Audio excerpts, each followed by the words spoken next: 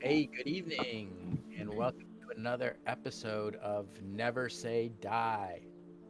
Uh, my name is Mickey Flint. I will be your dungeon master and master of ceremonies tonight.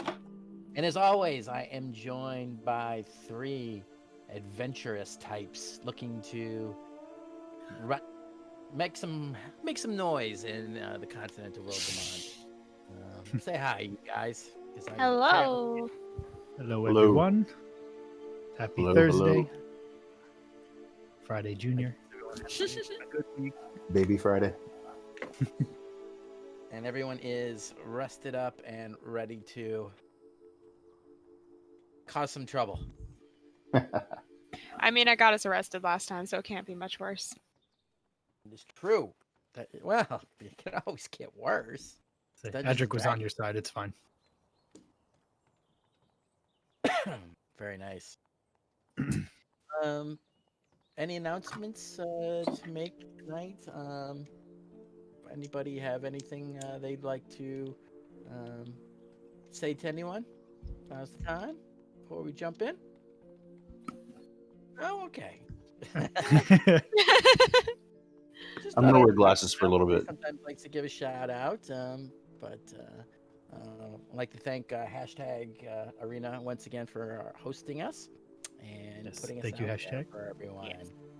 Um, but let's jump right into tonight's episode with a little bit of a recap.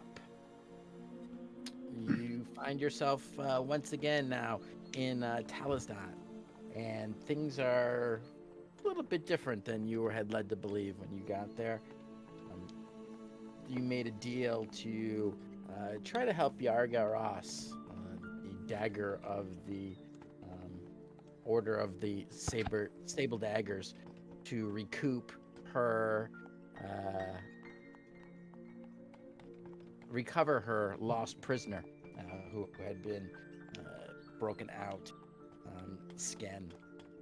And to that aim, you had decided to do a little bit of sightseeing around Talisdan. You found yourself a nice dive bar where there was a fellow Menagerie Coast expat dwarf who served you up several drinks.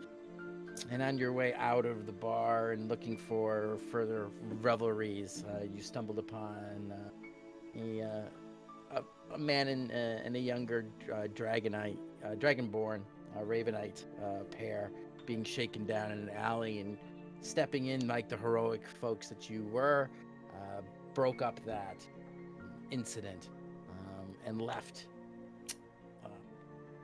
by a masked figure from the rooftops who seem unpaused by your dispatching of his minions. And as you attempted to vacate the alley, the Crown's Guard found you there and began to question you. It did look rather suspicious, you standing over the bodies of several dead men, rummaging through their pockets. Without any witnesses to back up your story, things got a little bit confrontational, and Where does I tell you? decided to shoot from the hip and start to fight with the Crown's Guard. It didn't go so well. The Crown's Guard were able to take you into custody by your rationale prevailing and saving you from getting murdered there in the alley, ending our wonderful story abruptly. But you found yourself spending the night in jail, much to your chagrin. Fortunes had greatly changed, and you were able to let Gerald Horn know that you had spoken on his behalf, and that he was able to give you some information about the fugitive that you were seeking and some clues to her whereabouts. In the morning, you were led up to the lawmaster's office, and she had a bit to say to you. Kira Bollinger found herself wanting to utilize your predicament for her gain. And as such, she remanded you to the custody of Yarga Ross, and you are now tasked with helping her bring back this fugitive under penalty of losing your freedom and having to serve out, face the justice for not only the fight in the alley, but for also attacking the Crown's Guard, which holds a rather significant penalty should that sentence come back around and be levied against you.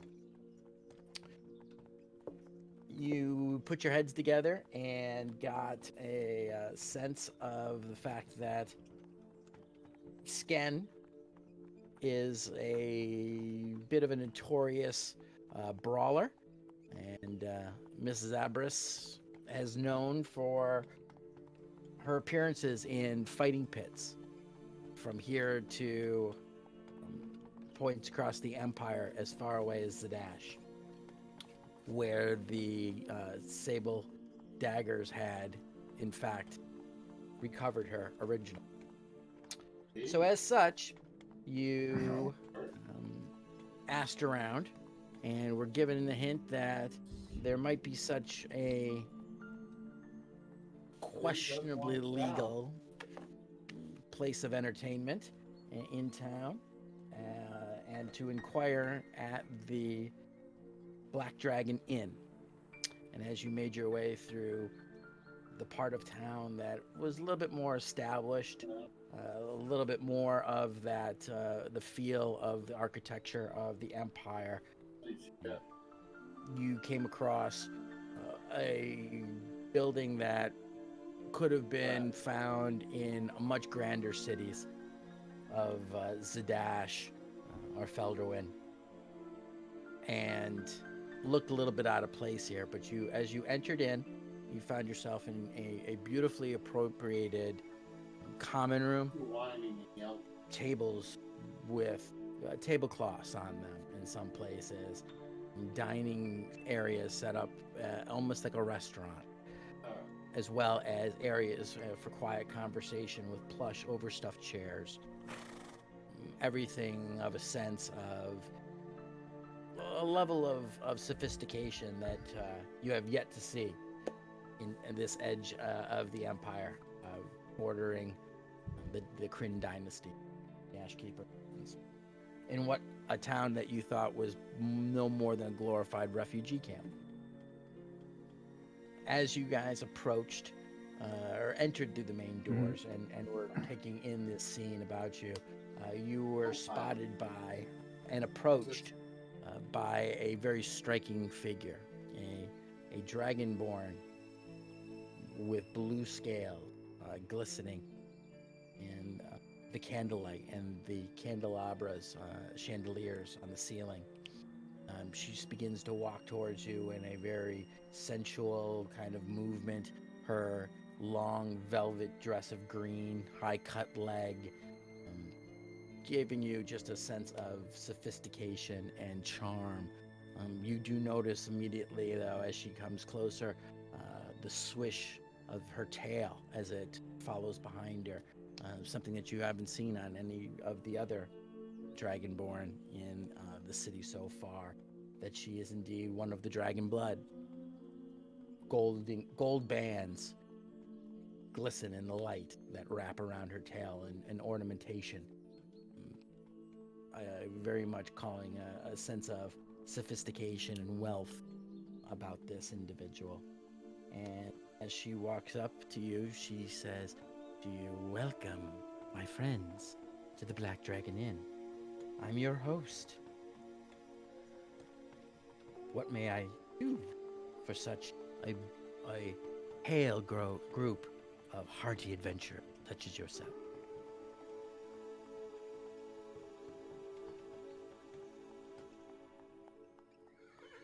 Well, it's a great establishment. You have, it's beautiful. Oh, I thank thee.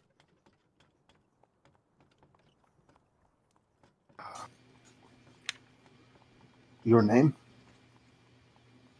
Oh, my greatest apologies. I am Dortrux LaRue, mistress of the Black Dragon Inn. It's a pleasure, man. And it is a pleasure to you as well.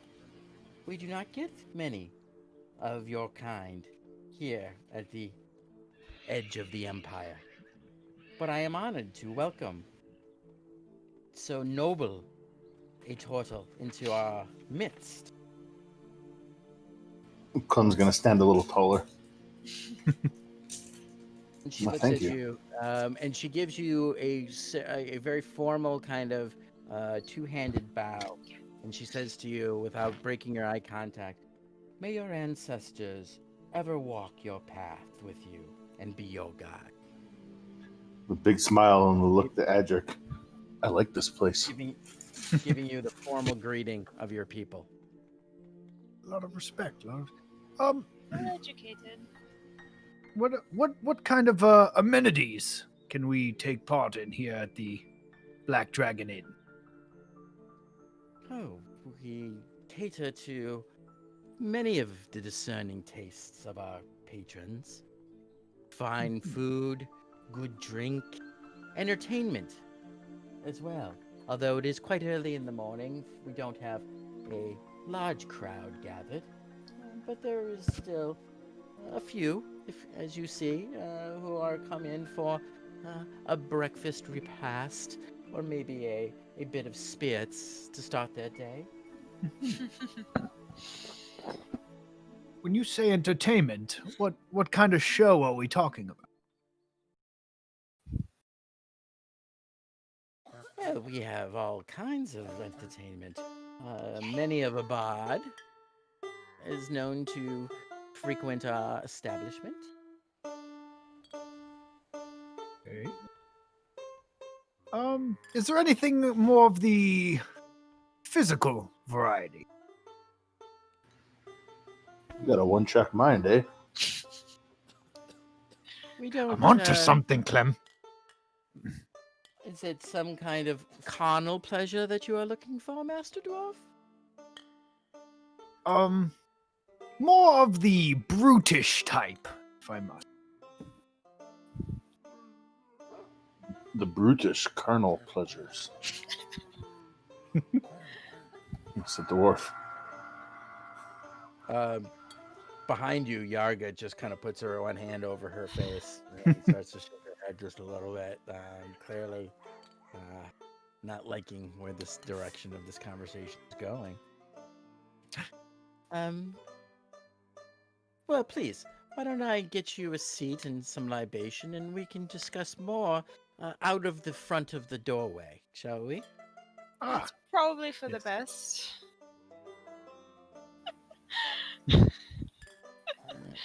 She kind of leads you backwards into further in. You pass a big, beautiful hearth that is along one wall and along several small little tables that have been set up in a lower level. Going up a couple of stairs, you see in this one corner in the back has a couple of longer tables where she leads you to one of those so that you have a little bit more room. Right now, you're not really having to vie too much for spot. There's quite a bit of opening. There's a couple of booths and more of the kind of a posher, almost lounging areas set up as well. But she brings you up into a kind of the back corner, if you will, and allows you plenty of room to spread out. So, you seem to be looking for something specific, Master Dwarf. Am I correct? Yes. Well, you see, me as a dwarf, and I'm more of the brutish type, and it's really hard to find entertainment that really can excite me, if you know. Okay. Perhaps. And I'm just gonna lean in. maybe type of fisticuffs potentially. Well, we should not like any of that stuff to break out here in the common room of Black Dragon Inn. Master. No, not the common room. No, it's not. Not the common room. No, no, no. Maybe another room where you take this sort of thing to. Possibly. You know, Go uh, ahead I- and make a persuasion okay. roll right off. I mean, you're going right at it. Natural 20. Let's go, baby. Let's go. Yes. That's either gonna Adric be is not known for his discretion. A 23. That's either going to be a really good sign for the rest of the game or a really bad sign for the rest of the game. Yeah, I rolled the 20 out too soon.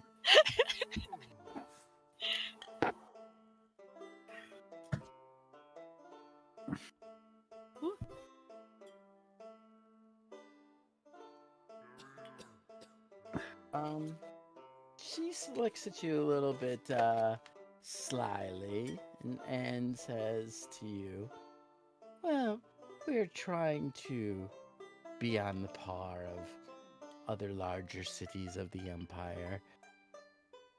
And as such, we have some of the similar type of entertainments, you could say, for those who can show discretion. Ah.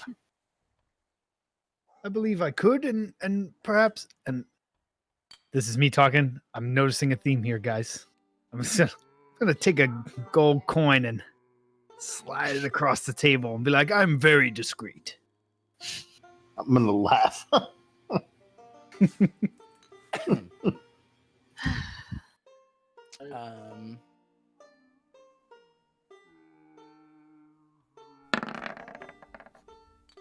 Okay. No.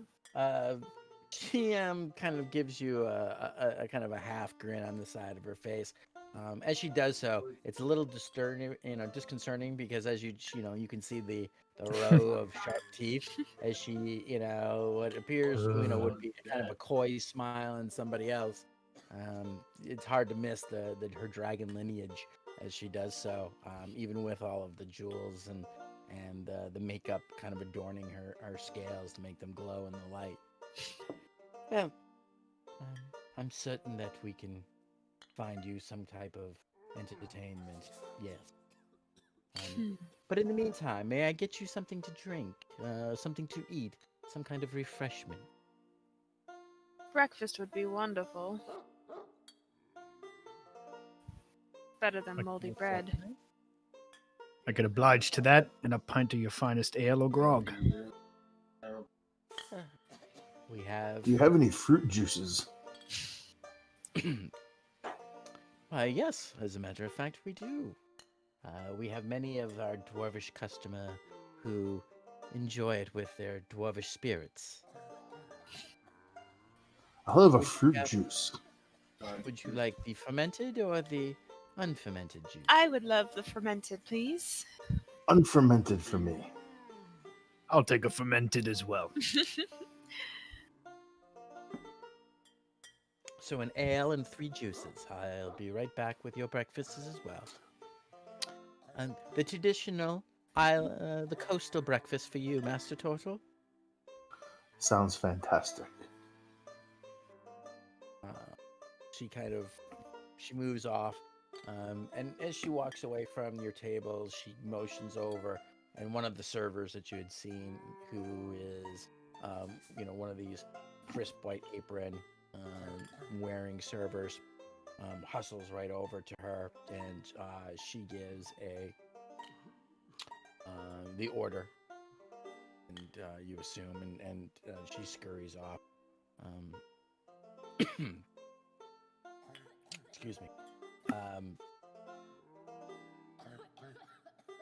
Dortrix, you can see as she gives the order and moves off, she just kind of seems to glide from table to table, saying a word here, or a word there, making a word to the staff as she moves away.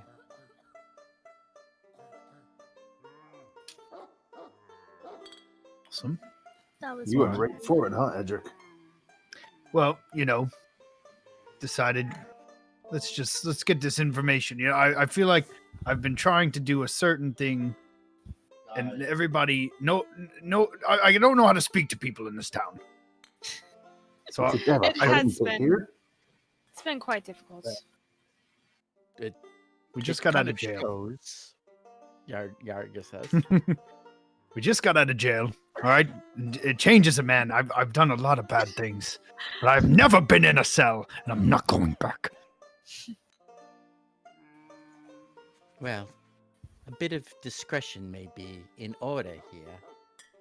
Yeah, Adric. Yes, I don't think you did anything untoward, disagrees. but usually there is a bit of a knowledge that you must gain, a password of some sort. Often these are not, shall we say, the most of legal, though the Empire tends to look the other way. That seems to be a growing trend I'm noticing. Oh? Hmm. In what way, Miss Gwendolyn? The Empire tends to like to ignore things that shouldn't be ignored sometimes. Just my opinion. Some might say that they stick their nose in too much, and this shouldn't be illegal, what people do for their own entertainments. I mean, Zadash has no problem with it. Don't see why It's not exactly legal in Zadash either. The glory pits, well, those are on the up and up. But the nightly fights that move about in the underground, those are a little gray, shall we say. Oh, I'm aware.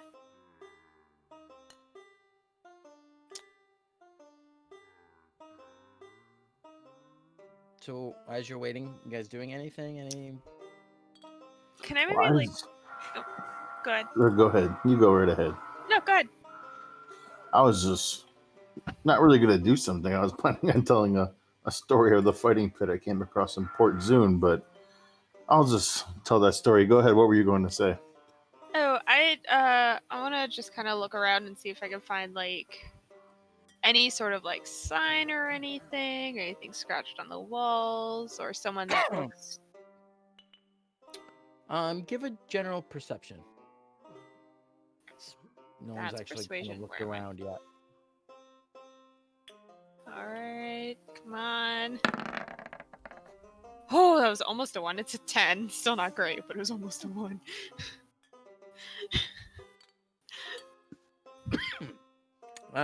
Pardon me. I got a nasty cough tonight. Okay, so looking around, trying to be, I guess, not necessarily overt in your perusal of the room. You do take in a couple of things.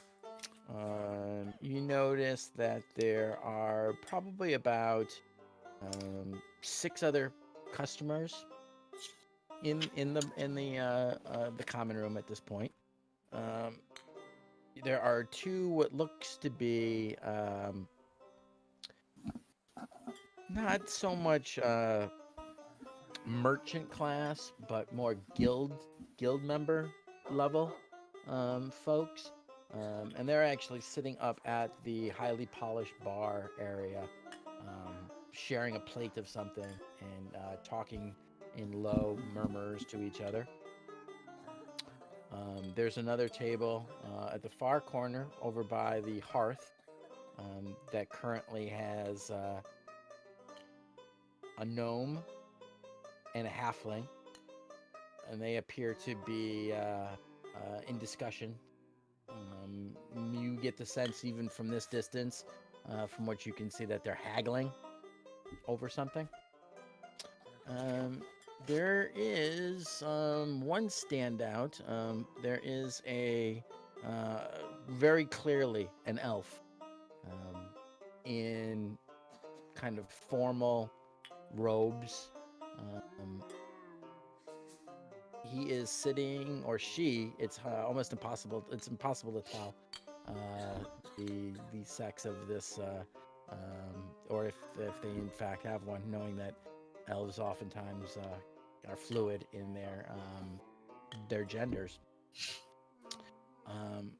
Sitting in the corner, in this kind of cushioned area, sipping on something that appears to be steaming hot, and perusing through a stack of parchment, reading.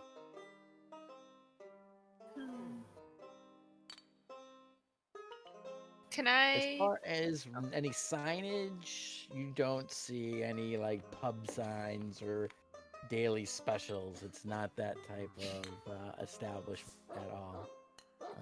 You do see there's a door behind the bar that seems to go off to a store, to an area that the bar staff is moving in and out of. And there seems to be a similar one just to the side of the bar where servers are going in and out. What you would presume would be to some kind of back kitchen. Okay. Can I try and focus in a little more on the elf? Like, kind of see if there's anything like markings or insignias on their clothing that give me an idea of like where they might be from. Give me a history check with advantage because of your background. Yeah. I'm glad I What got was that that? advantage. Oh, 17. So on my screen, it stopped at on the like the 12 or the 19. I couldn't quite see. It stopped, and then it jerked forward and went to the 1, like it was like some kind of That's rude. prestidigitation on it. That It is was crazy. rude. Luckily, I was an Yeah. advantage, so it's a 17. Yeah, and that's fine. So that's more than you needed. You, especially with your past, you recognize that these are the official robes and uniform of a member of the Cerberus Assembly. Okay.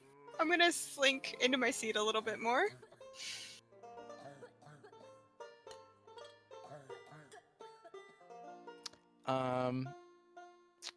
With that 17, you know that this is not a low-level individual. This is of a mid to upper rank. Which way am I facing towards them? Like, am I in clear view of them right now, or?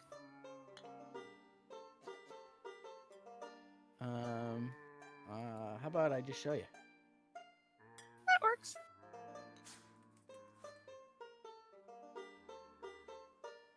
Give me 2 seconds and I will do just that.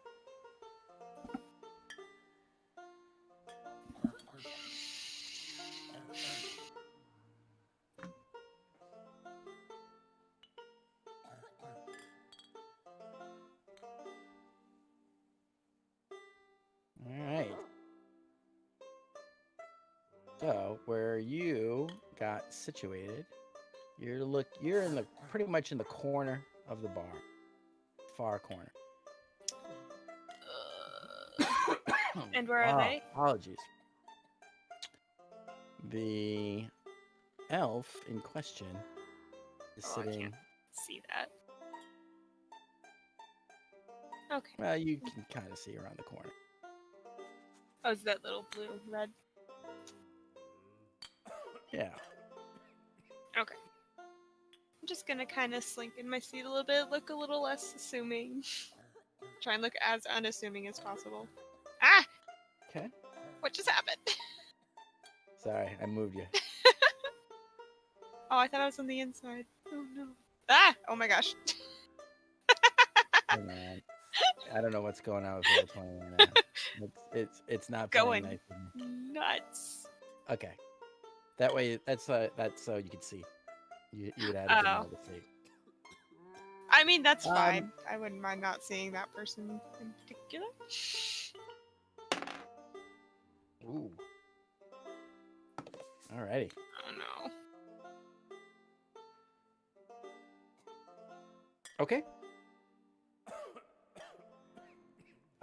You spend about a couple minutes there, and the food begins to arrive, as well as ales and juices for the table. A pitcher of each is put down, along with several cups. Ah, yes. I believe you said you had a story, Clem. I love a story over food. Oh, I do. You asking about the fights reminds me of. I stumbled across a fighting ring like you're talking about somewhere around Port Zune, somewhere in that area. There was a gnome fighting a half orc. It was quite a fight. They were both appeared pretty drunk. The gnome, she didn't have any hair. That stood out, of course, and she kicked that orc's ass. Good for her. She seemed to be using the drunkenness almost to her advantage, flipping around. He had no idea what hit him. It was fantastic. Oh, it's actually I believe it's actually a fighting style. Get out of here. Do you know how to fight like it?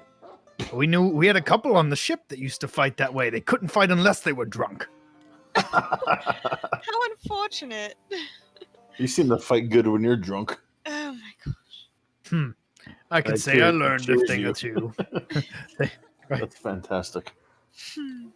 So Thank I you for learned from that. noticing. Try to keep Never our wits about underestimate. us. Yeah, you don't want to Yes. underestimate a drunken gnome. Sound But advice, Yaga- I'm sure. Yaga is Do you correct. perhaps- Do you remember the name of this gnome? Oh, I never caught the name. I Pity. was a little intimidated, and then she was just gone. She was, a scary sight. The orc was Thragtusk, I think his name was. He was kind of a ruffian. He thought he was hot shit. But yeah, her name, I didn't catch it. That might actually work to our advantage with our hostess. Perhaps if you were to mention that you had seen a fight on the circuit and name drop, perhaps that would be a way to show her that we are in the know, if you get my meaning. Oh, that's not a bad idea. I wonder if the gnomes fought here. Well, that is a possibility, isn't it? Although I wouldn't hold out much hope for main True. contenders to be out here. True. But yeah, I'm the one that knows what's going on with these fighting, apparently. Just Yeah, go well, with it. I'll mention it to her. Just go with the knowledge you have. It's the Yeah. best way to get your way through. Yeah, the truth sets you free. Heard that from our elders. Yarga buries her face in the mug veil that she's got right there, as you said that, by the way. Half of the table does not agree with you. And I'll crane my neck looking for door trucks. Clem, what is your passive perception? It is 14. on my character sheet. 14. I looked. And 12. All right, you having, I believe, the highest. Yeah, I only have a 13. Mine's a 12. I am very perceptive. What is Yarga? Oh yeah, Yarga's is 11. So while you guys have been sitting here, you've been hearing in the background kind of a faltering kind of tune, It would go and it would stop, and it would go and it would stop. And you've noticed in the last few minutes that it actually has a tune had kind of progressed all the way through, and then paused and then began again. And you realize that there is a minstrel also in the bar, a little bit hidden from where Gwendolyn was sitting. But you can see that she appears to be some kind of minstrel and actually composing the music that you're listening to right now, in a quiet corner.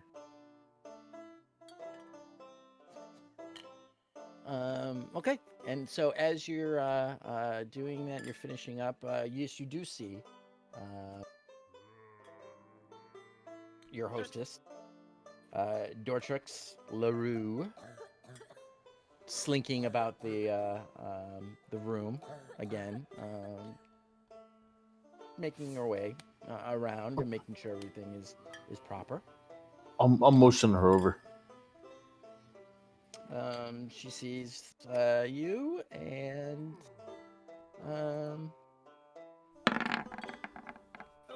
she heads right over. Yes, I trust you're enjoying your repast. This is fantastic. Thank you Delicious. so much, Ms. LaRue. Ah, my pleasure. We do strive to bring a bit of culture to our up and coming city. It's fantastic. And our questions earlier, they seemed a little maybe out of the blue, as we would say. Well, sometimes the direct approach is appropriate. Sure, we were No offense was taken. glad to hear it. See, but as we were walking, entering the town, I was recalling a story of the coast. You've been to the Menagerie Coast, I trust. Oh yes, indeed I have. You've Many been to times, Port as a matter of Tamale. A lovely city. So many Okay. pleasurable things in Port Damali. Definitely, and I'll wink.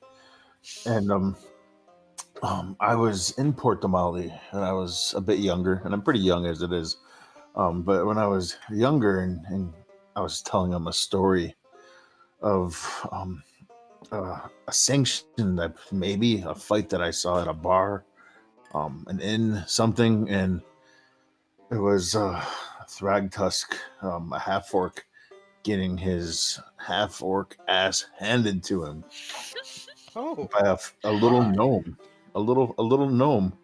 It was just fantastic, and I think we were just excited at the potential of seeing something similar. Clem's a huge fan. I really am. Oh my. Can't That say I'm would much of be a ruffian myself, but wouldn't that be quite the spectacle with all of the gnome population that we now have? My, that would indeed have you be seen a quite a fighting gnome? scene. I can't say that I have. Oh, Hmm. it's the only one I've ever seen Perhaps? too. Um, roll a persuasion, even though you're not asking for it yet Sure. or anything. Let's just see how charismatic you are right now. Not so much. Don't forget about guidance. Yeah, but I'm not guiding myself right now either. I know that's what I'm saying. Guidance, guidance, guidance, guidance, guidance. Well, I hope that we, here in our little town, can someday have such exciting spectacles to be seen. See, yeah, that's what I was thinking. It's I'm consider myself a cultured man myself, but it was awesome. I mean, we And ourselves do a fair bit of adventuring, and if we happen to see something interesting here, could spread the word. Maybe get the likes of that gnome's interest. Oh, that's true. Yeah, if you ever were to set something up like that here, I would totally send people your way. Especially if I saw her. The blonde, drunken gnome that could whoop anyone's ass. You bet. My, so very exciting. I don't know that we would want such kind of shenanigans going on inside of the Black Dragon, but I'm sure that in the right circumstance and setting, that would be quite amazing. To be sure. Absolutely. I like your style, Dorchucks. Again, be welcome at the Black Dragon. And if there's anything else I can do for you, allow me to leave this here with you. And she kind of takes out a placard that's kind of been drawn in a kind of a stylized black dragon on the back of it, and she places it down on the table with the stylized black dragon on the back, face up. And she leaves it there, and she gives you a kind of a slow wink as she leaves it and steps away. Good job, Flem. Say thank you in Draconic. And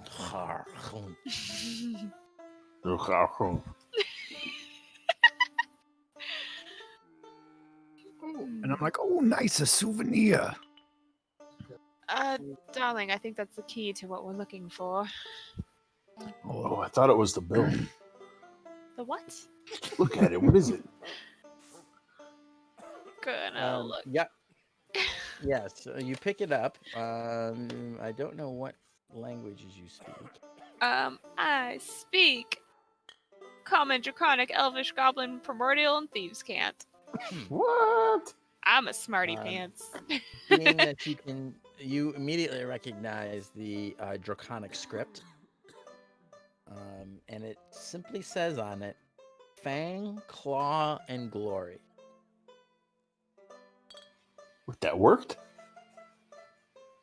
Beautifully. Hey, give me some of that fermented juice. Just don't drink too much. I have a feeling if we get into these fighting pits, we might have to participate. Well, that's how we brought Adric. I was gonna say, if all else fails, I'm a new up-and-coming fighter working my way through the ranks. Yeah. I just think it And would be I'm all wise in. not to attract more attention than we already have, if possible. I'm a pretty Gwen, likable dear. dwarf, but maybe I could befriend Scam. Get it? You know, it's just a plan. It's just a plan. Friend? Was that a name? Earn what? Brutish types. You tend to earn their respect by Yes. being brutish types. Potentially, I have that ability, and I'm just gonna like flex a little. Looking at Yargo, like, Yeah, how's that working with Yarga? Make a performance check. oh come on, don't fail me now. Yellow dice of wisdom. Damn it. Aww. I totally should have guided you. Well, on it's that. 11. I mean, it's not. It's. I've done worse trying to perform for her. Oh, Damn it. Ooh. nope. Yarga rolls a 21 on her insight. Of course. So she begins to look you up and down, and she kind of, maybe the cider's starting to hit her a little bit or something, because she looks you up and down and says, "Perhaps it would be more efficient if you just hit them over the head with that peg leg." Well, can't say I haven't before. So giving it a look. And she kind of like gives a little chuckle and bobs her head and gives you a toast.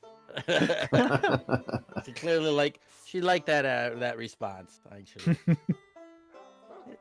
So the rest of you realizing, Yarga's weird. Okay, Yarga's weird. Yeah.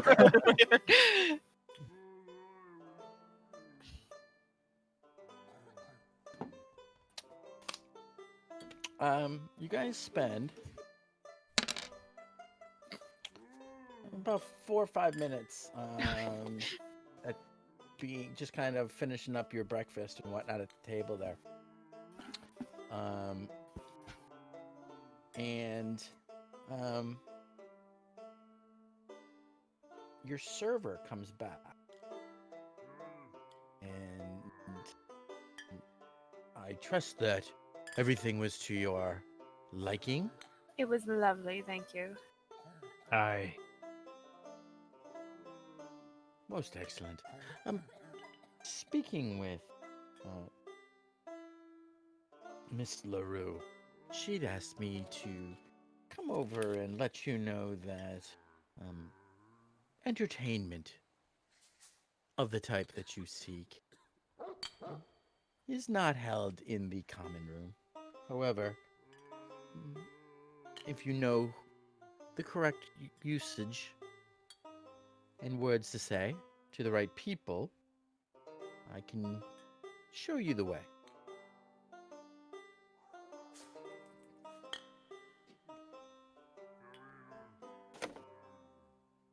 When you're done. Of Yeah. course. I'm gonna kick Gwendolyn under the table. Ow! What was that for? You know.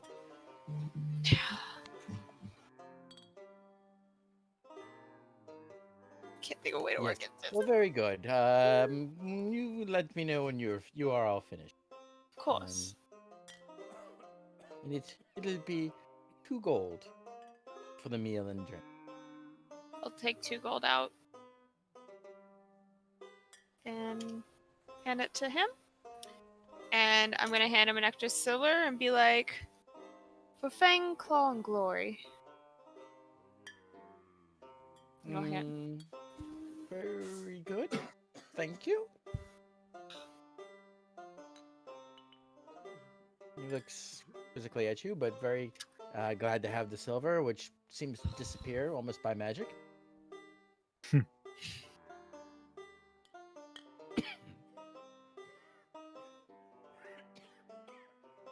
Thank you. We'll be right with you. And look at them. I don't think we know the right things to say. Yeah, that's what I'm thinking. Why'd you kick me then? I didn't Thought kick you. that was Clem what we kicked say. you. I looked at Clem when I said Oh, that. sorry. It's okay, sorry. I'd be like, I can't reach. As I'm trying.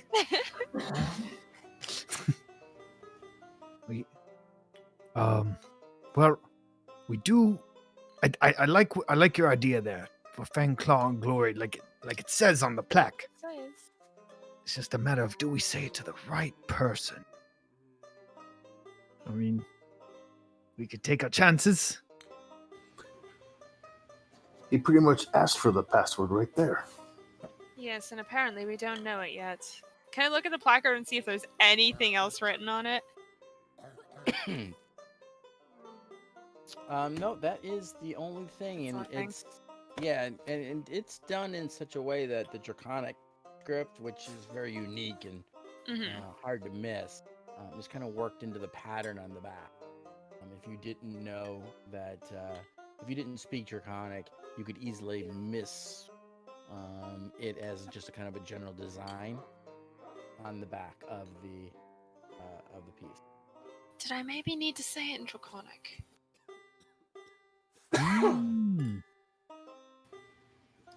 It's possible. I like the way your brain works.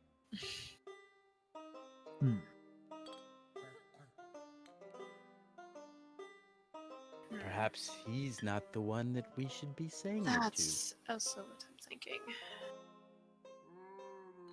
Gonna look around and see if I can find anyone else it looks like. Because the only people we've seen.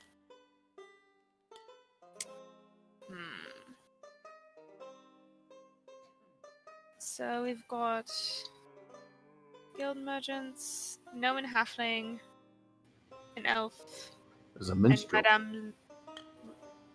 Oh. Do you think it might be her? I forgot to write that character down. Whoopsies. I have no idea. Um, the musicians seem to have a lot of pull in these types of places. Perhaps. They seem pretty. You speak Pretty Draconic, do you powerful. not? I do. You have a friendly face. Why don't you go talk to them? I kinda do. People seem to put off by my type sometimes. I understand that. But I can go talk. You know Draconic, right? I don't know that this musician knows Draconic. Try in common. Doesn't work in common. Try in What- Draconic. What part of the bar was this was the music coming from? She's sitting at a table kind of at the far end.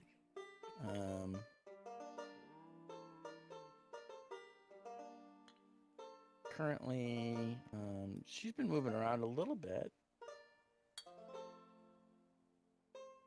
Do I see her now? Yeah.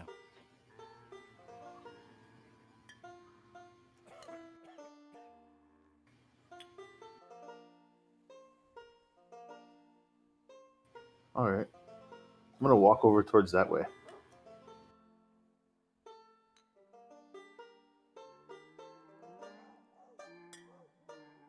Okay.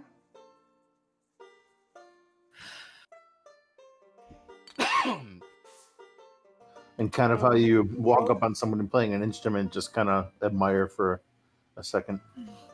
Yeah. Her head's kind of down and not quite paying full attention to you, as very much focused on. You can see that she's got a scroll in front of her, and she's kind of scribbling at it as she's working out. Apparently, working out the various notes to what she's trying to compose. Is she human? She is, yeah. I'm gonna wait for kind of a break in the song or whatever she's writing. And when she gets to it, say, hello there, miss. Give me a perception test.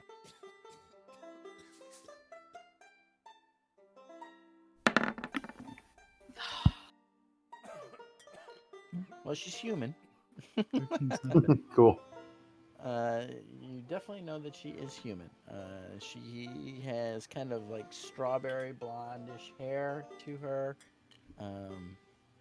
She appears to be fairly young. You're being a turtle. You kind of find it difficult to gauge the exact age of Sure. a lot of humans. Oh yeah, I have no idea. Definitely appears to be rather young. Dressed in what you would expect to be very nice clothes. Maybe not the finest of fine, but very presentable, very put together, if you will. And she's playing a lyre. Lyre. That's kind of like a harp, right? It's almost a little bit more sleek than a lute. Lute being Oh, lyre's a okay. little bit bigger. A lyre is like what Apollo has. That doesn't help me at all. Oh, okay. I don't know. I was picturing a little U-shaped harp. No. Uh, It's more. It's kind of a U shape. It's got the thing and then the strings. Yep. Yeah, close enough. Okay. Well, either way. Hello. What is that tune you're playing? Oh, it's certainly nothing yet. Work in progress. Yes, it's eluding me at the moment. Reminds me of a tune I've heard at a bar in my past. Well, that's disconcerting. I'm trying to write something original. Oh, yeah. I knew it was rubbish. No, Oh, it's a good song. yes, for somebody else, I'm sure it would be. Ah, some mornings it flows, other mornings it seems to not want to come, no matter how much I try to coax it. I know the feeling. Actually, I don't. I've never written a song. Well, I can say with some experience and some certainty that it is sometimes a joy and sometimes a bane. But I wouldn't do anything else. Absolutely. What's your name? I'm known as Priscilla. It is a Priscilla. I'm pleasure to Clem. meet you. Clem, wonderful. Yeah, it's a You don't pleasure. see many of Definitely. your type around, although I can honestly say you are now the second turtle that I have had the pleasure of meeting. Fantastic. Do you mind? And I motion to the chair. Oh, please. I'll have a seat in the chair there. Where did you meet another turtle? Oh, wow. It must have been, all of probably 8 or 10 blocks from here. Whoa, local. Yeah, yes. Pardon my jest, but yes. Yes, you are the second turtle that I have met here in Telesdan. Interesting. I didn't know there was another in town. Nor did I until this morning, till just now. It sounds like an opportunity for you to write a song. The Two Turtles in Talistad. I'll, re- I'll refrain from the low-hanging fruit of some kind of race. Oh. See, that's why I'm not a singer. That's all I would probably write about. I would I would write a I song meant about more a of a foot gnome. race. Oh, a foot race. Yeah, turtles are fast, aren't they? We are fast race. Oh my. We win a lot of You, races. you are a treat. A What may I what? do for you, Master Turtle? Oh, I was just enjoying your. Like I said, I was enjoying the song you were writing. I didn't realize it was new. It reminded me of something I'd heard in my childhood, but obviously not a song you had heard before. I would imagine, or maybe you know it. Maybe you've heard it before. What song is that? It's called Fang, Claw, and Glory. Hmm. I can honestly say that I have never heard of such a song as that. It almost sounds like a little bit of something from the Dynasty, doesn't it? Fang, Claw, and Glory. It is catchy, though. Yeah, Almost sounds like it would have a martial sound. I can hear the yeah. drums setting the beat. My, yes, that's glorious. But But it no, was. alas, I don't know it. Can you sing a few bars? I'm not much of a singer, unfortunately. I don't even remember all the lyrics. Oh, a But pity. that riff you were playing was just reminding me of it a little bit. Well, I'll tell you what. It needs a lot of work, but I will be playing this evening, certainly, in this very room, as a matter of fact. Much more, Oh, shall we that's say, fantastic. completed and put together pieces and a whole set, if you will. And I would love for you to come and listen I at would that love time. to. Priscilla, I appreciate your time. I don't want to take any more of time away from your music, of course. Um, it's very nice meeting you, Oh, and as you as well. I'll do my best to bring my friends by tonight as well. I would love to have them. And if I can try to remember some of the lyrics of Fang, Claws, and Glory, I'll write them down for you.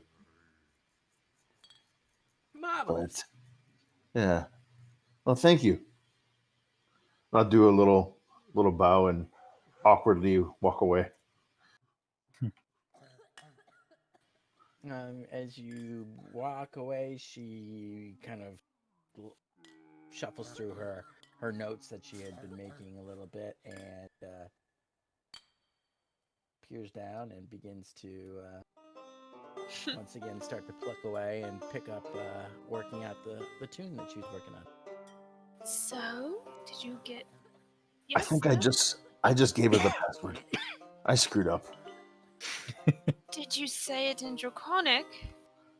No, she doesn't speak Draconic. How do you know that? I don't know that. See, Exactly. I Do you shouldn't think have. I'd be able to speak Draconic? I do. You You would know speak it. Draconic? How did you think I was able to read this? You know, I don't put Didn't those we things read together. Draconic together in the Goblin Caves? Yeah, I thought that you were just humoring me. No, I speak Draconic, darling. I Oh, speak several languages. see, I screwed that up. But I said it to her in common. I would think if she knew I said it in common, there would have been some type of a recognition of the translation to Draconic. I don't know. It's not a magical saying. It's just a password. If it's even the password, we don't even know if that's the real password. Yeah. See, I tried. But anyway, she's playing here tonight, and I think we should come back for a concert because she's a wonderful entertainer. Is this waiter just like chilling by our table? Yeah, which you all failed to notice until she was standing there for a minute or two with her 19 on her stealth. I walked right around her. That's fine. No, she walked up after you. She walked Oh, up. I wasn't even looking. Actually, no. She was basically being polite, allowing you to finish your conversation. She's the one who had been waiting on you to begin with. So, if you are finished, Madame LaRue has asked me to show you where it is that you'll need to go. Wonderful. I'm gonna lean towards Gwen and just be like, let's just go with the Draconic plan. Yes, it's the plan. What? At this point. Yes, that would be lovely. Everything was wonderful, by the way. Oh, so very happy. Please, if you'll follow me. And we don't have to go dragging too much here, but she leads you back over towards the door. Can I take a peek at that table to see if I can see what that elf is doing? Yeah, all right. Well, let's do it then. Let's do the walkabout. So you guys kind of come towards the. I just want to take a little peeky. Peek. Okay.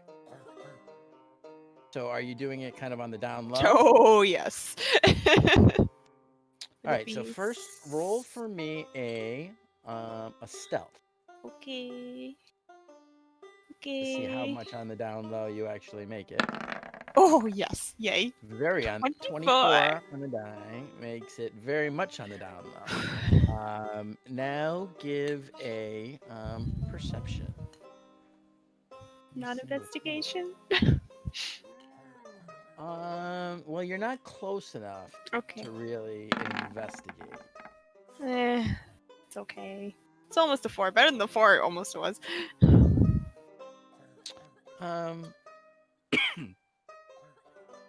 What is it that you're trying to see? I just want to see if I can see what any of the papers that Elf is working on, if I can like pick up anything about. Even though you guys are passing within probably 10 feet, it's certainly not something that you can see from a distance. It appears to be correspondences.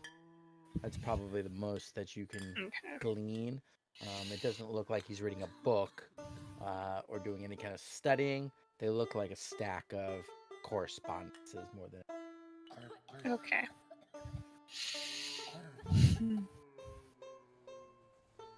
Let me just see about my boy here.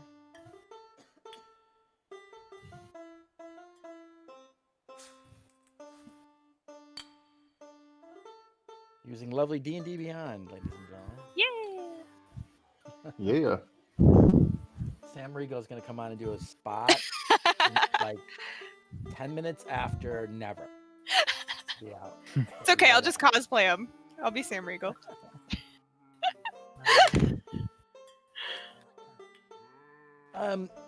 Even with your being on the down low, it's almost as if his dander is up, and you kind of see, he's very very fair, um, kind of almost very beautiful kind of complexion with this long silky, uh, almost white. It's so light blonde that it's almost white hair. Um, and just as you're moving past Gwendolyn and moving into the door, he seems to notice and feel the weight of your gaze upon him. And he looks up, and for that just a brief second, you guys lock eyes with each other. Okay.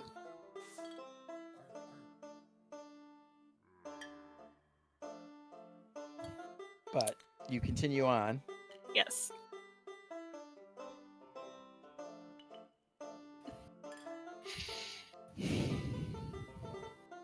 So you guys are led into the kitchen.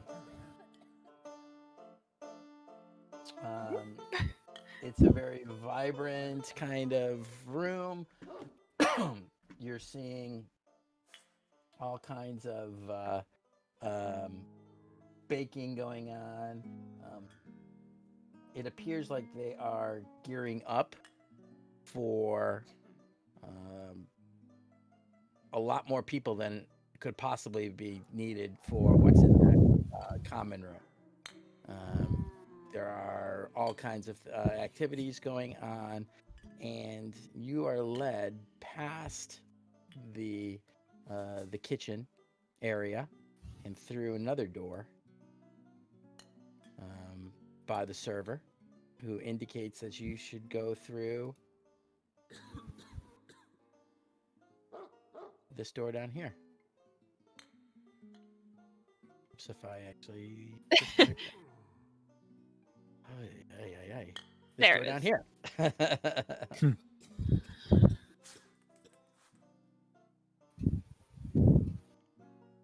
Whoops.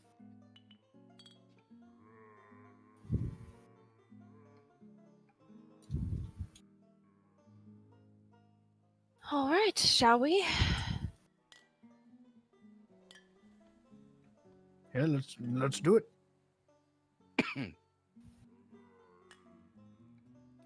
You guys go through the Right. kitchen, and it's very much like an old movie. Picture the scene, if you will.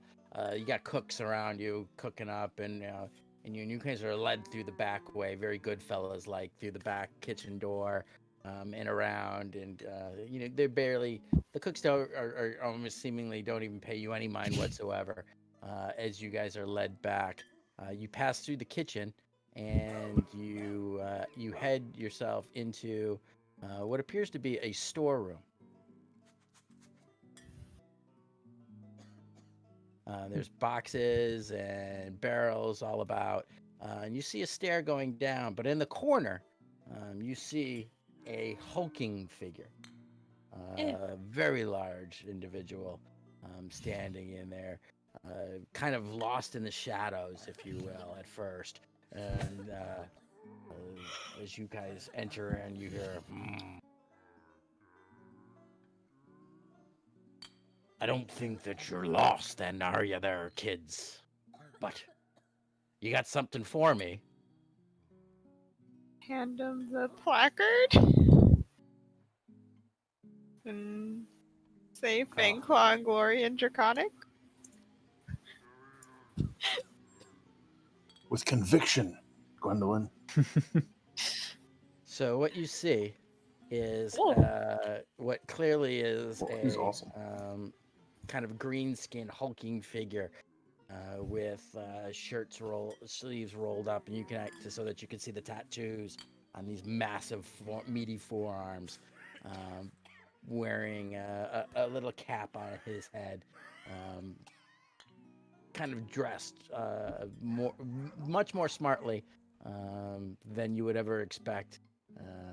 What you recognize, those of you who know, is clearly an ogre. I'm sorry, an orc. Excuse me, ogre. Okay, an orc. Straight out You're of not Newsies. really.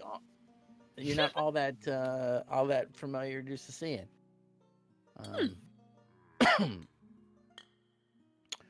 How tall is he? So when you hold up the placard, and he looks down at you and he goes, "Yeah, and." I'm gonna say Fang, Claw, and Glory and Draconic.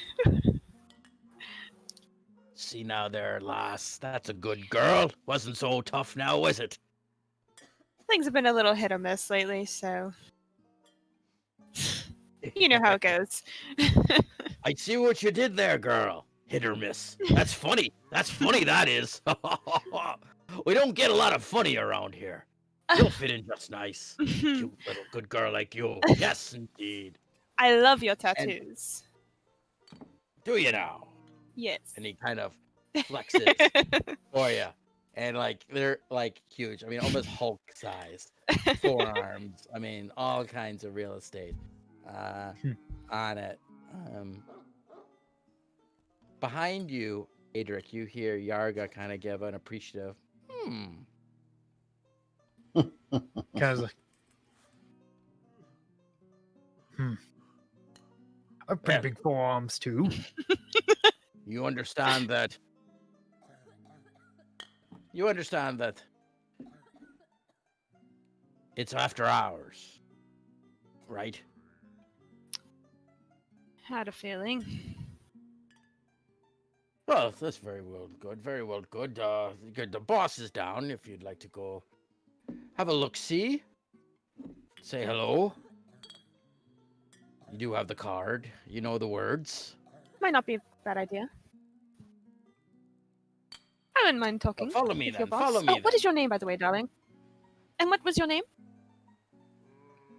My name is Reginald. But around here they all call me Reggie. Reggie the Splitter. Pleasure to make your acquaintance there, girl. Gwendolyn. Gwendolyn Kerr. Pleasure's all mine. If you say so, girl. If you say so. And what about the blokes? And the other fine lass back there?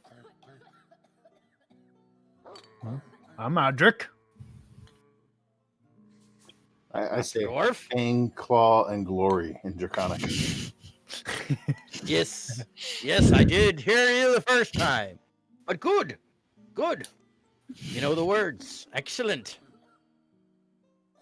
I'm Clem. It's a pleasure, Yarga. Reggie the Splitter. Yarga Ross. Shall we? Lead the way, he Reggie. leads you down. He leads down these stairs, and you find yourself heading down into what appears to be basically a root cellar.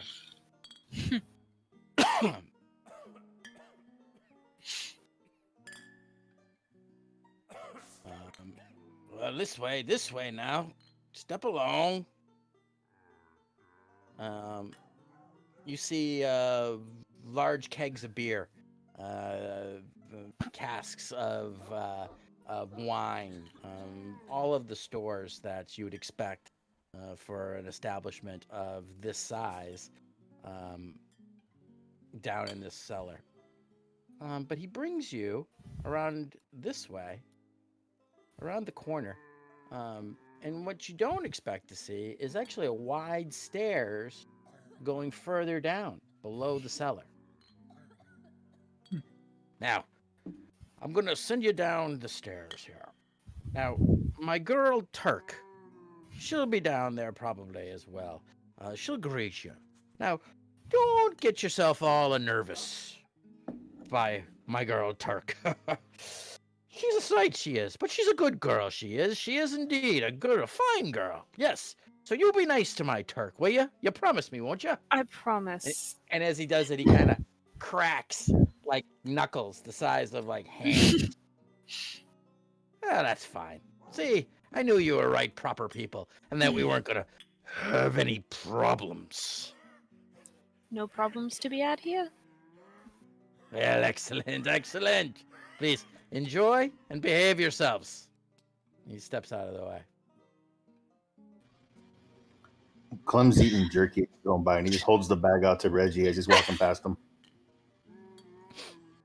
He gives a sniff. He gives a sniff, and he goes, "Oh, is that Ferns? Yes, it is. Absolutely. Oh, you are most welcome, Master Turtle." And he takes a meaty handful, which Perfect. diminishes your bag of jerky by a noticeable Fine. amount. okay. But he kind of sits back with a big, and you can just see him chewing as the juices start to run down his little bit. His mutton chops in the corner start to collect the juices as he's chewing it out. But you just kind of hear this. It's the kind of a cross between what you'd expect like a lion's purr and a bear's growl to sound like. But you can I'll pat actually, him on the shoulder as I go Gwendolyn, by. you especially, you can actually feel it in your chest. Like Mm. it's like the vibrations. It's reverberating are that much. powerful. Oof. Yeah. That's awesome. Shall we? Hey. Just gonna straighten myself up and. Oh my gosh, it's yellow. Hey, Oh it shouldn't be. yeah, everything's You're yellow. just on the edge. Scroll down to the right. No, like I can Oh, see no. the map. It's just like everywhere around the map is yellow. That's not supposed to be. That's my Oh. bad. It's all good. Oh, it's on the thing too.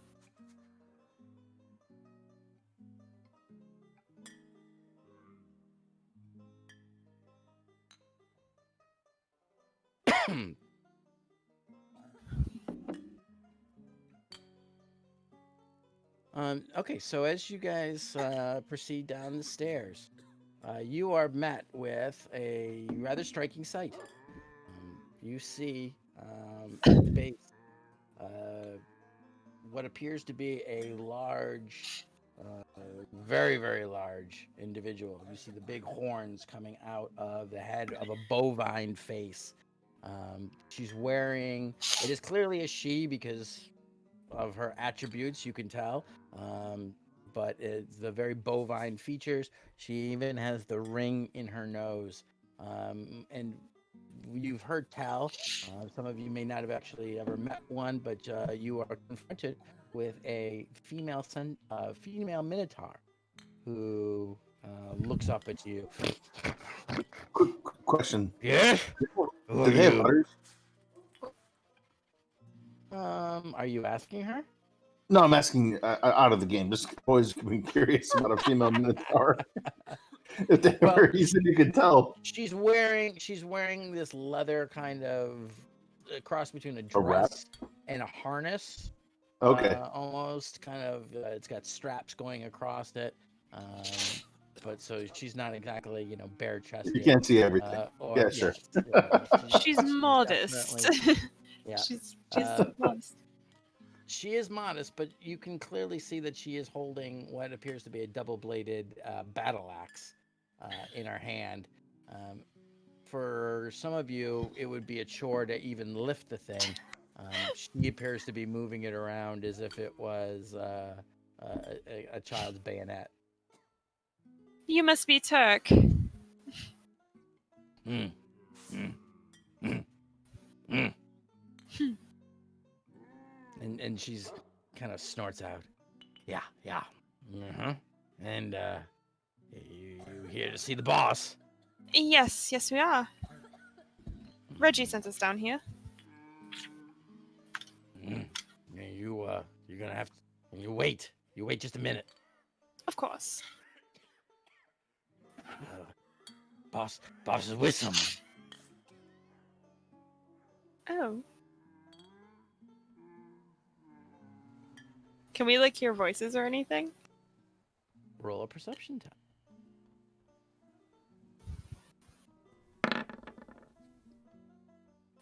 Dirty 20. Dirty 20. Listening kind of hard. There's a bit of noise going on in the room, but with a 20, You do hear voices from the other room. It's hard to make out any kind of specific words, but you get a good sense of the tone, that there is a bit of mild argument going on, but one person seems to be doing a lot of the yelling, while the other person appears to be kind of trying to placate.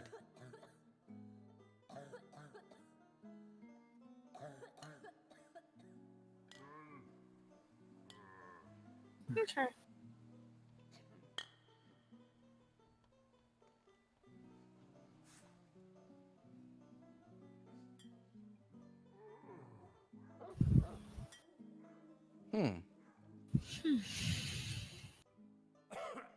Anybody else want to do anything while you're sitting there? Just waiting for the boss. Is Turk still right in front of us? Yeah, she's kind of blocking the entire stair. Shoot, I'm offer her some jerky too. She's gonna eat the rest of it. Turk, do you care for some dried meat? Which jerky are you offering her?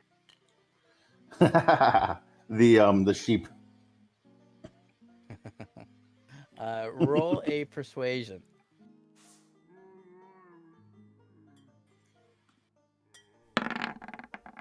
Damn.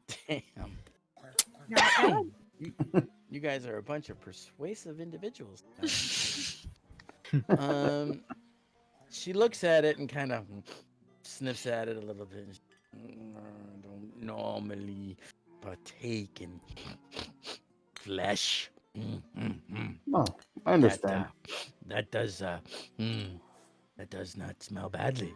And she takes a little bit of it, and, just kind of. It's a little weird, right? Because she's huge. She's just and chewing it with these flat teeth and just kind of grinding on it. Yeah, and you can hear the grinding of her teeth as she's mashing it together.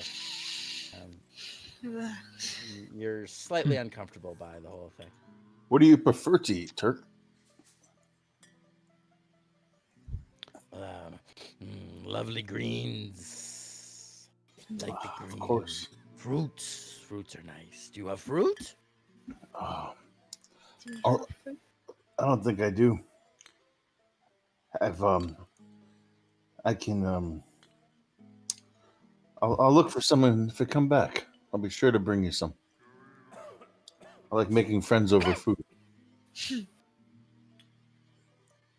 As you're talking, an individual starts to come around the corner and sees that you're all pushing or talking with Turk, who immediately you notice is a pale-skinned individual with very long curled horns sloping back from the top of his head. Looks a little just like that. Oh. Whoa, Kind that's of cool. a kind of formal kind of look about him, with metal kind of epaulets and pauldrons on his person. He looks at Turk and says, "Out of my way, beast," and gives you all kind of a disdainful look and just motions you to move aside as he begins to come up the stairs. Well, Adric's not moving. You can step around me with that attitude. He starts to step Clem around moved. you. He starts to step around you and pauses for a moment. And as he looks down at you, he says, "You seem very familiar." And then continues on. And heads up. Nasty elf. Did you know him? And I don't think he was an elf. Oh no, he had upwards.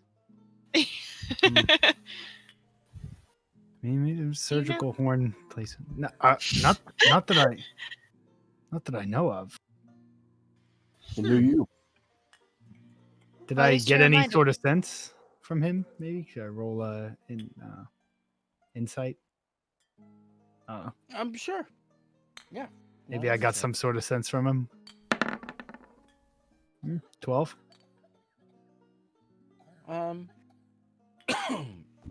It's hard to say. Fair. And, He I was mean, pretty cryptic. He seemed like he actually might have known you from someplace, but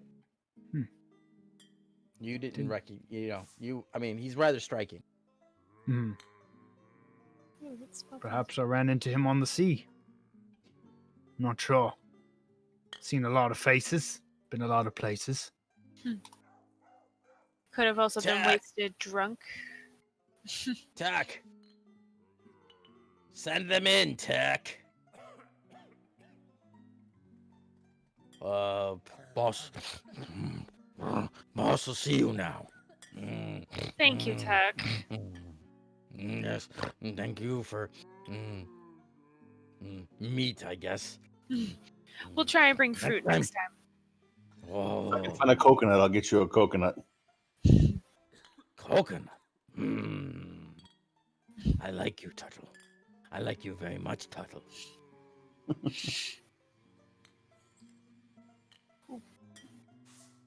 You guys are ushered around and down a set of stairs, and you come to what looks almost like a little alcove with a rather beautifully carved. Again, you're rather surprised by the level of, shall we say, opulence, if for lack of a better word, of the fixtures that you're seeing here. You're now in a sub-basement, yet the stonework, everything about it. Adric, you notice that this is not new construction, but this is solid.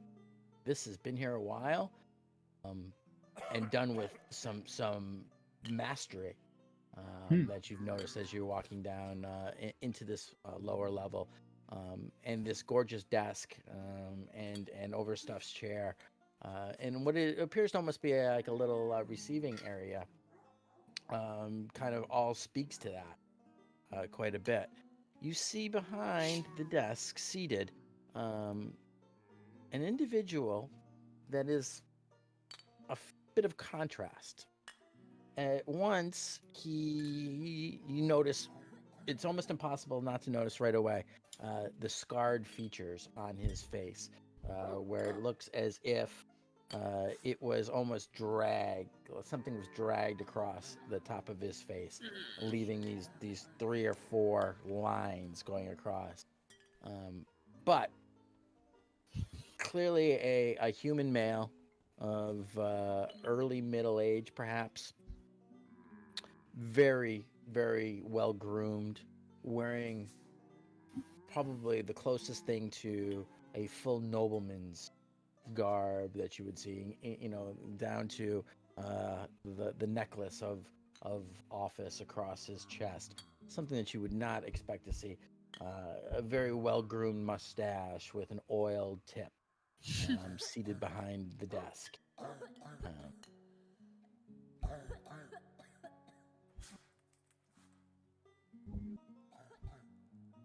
Kind of looks like Rob Stark. But, yeah, I see it. Don't be hating on my boy here. Can I do my search for any insignia or anything? Yeah, give a quick perception as you. I was almost a 1. 22. Seeing, you're looking for specifically for any kind of telltale insignias, any kind of things from the Empire, anything that would give anything away.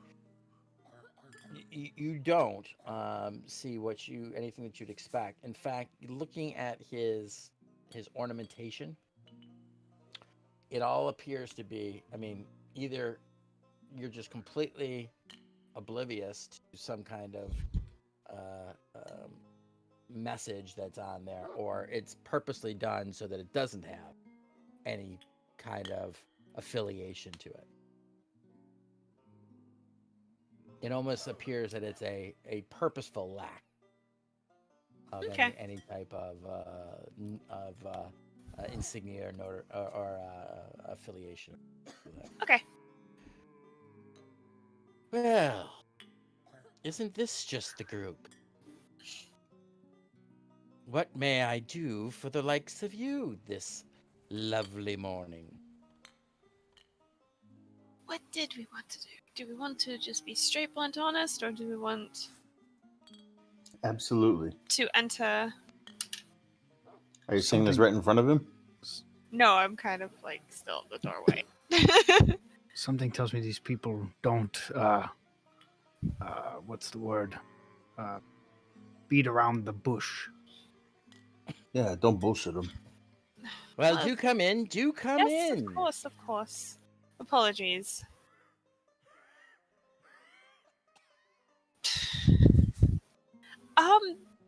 We had heard. Introductions? Oh, of course, Introductions are in order.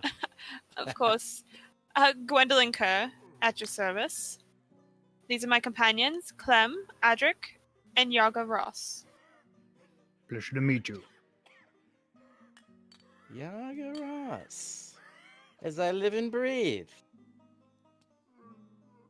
Oh, It's been a while since we've had a member of the Sable Daggers in my establishment. I trust that you're not here on a warrant. If I were, you would not have seen me coming. Oh, yes, the legendary arrogance of the Order.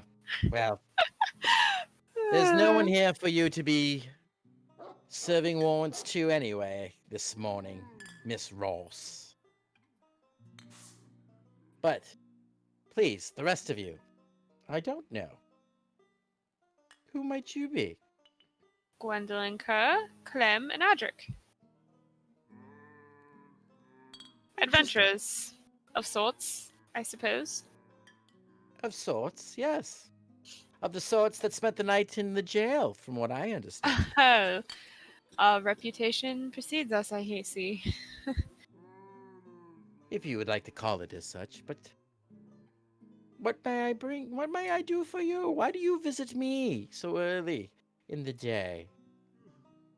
You must want something from Rommel Proxitemia.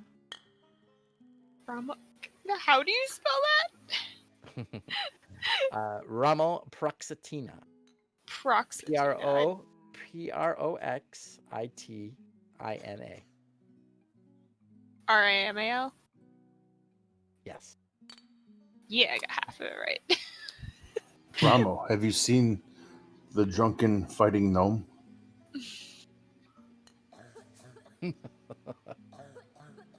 The drunken fighting gnome. Like, A small bald stops, woman. He stops for a second, and when you say the bald woman, he actually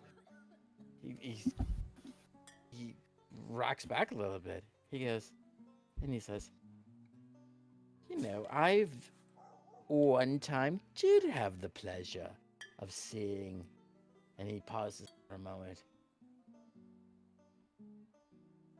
Tarian left. Yes, Tarian left. My God, that must have been 8-9 years back. My goodness. I wonder whatever happened to that crazy little firecracker. I saw her take down a half orc. I've heard tell of that. I never saw that bout. You saw I was her there. take down I was there. something tusk, right? Thrag tusk. Thrag tusk. My goodness gracious. Well, isn't that just something? So, Wow. you're a fan of the sport then, are you? I didn't even know it, but I am, yes. I've only seen it once.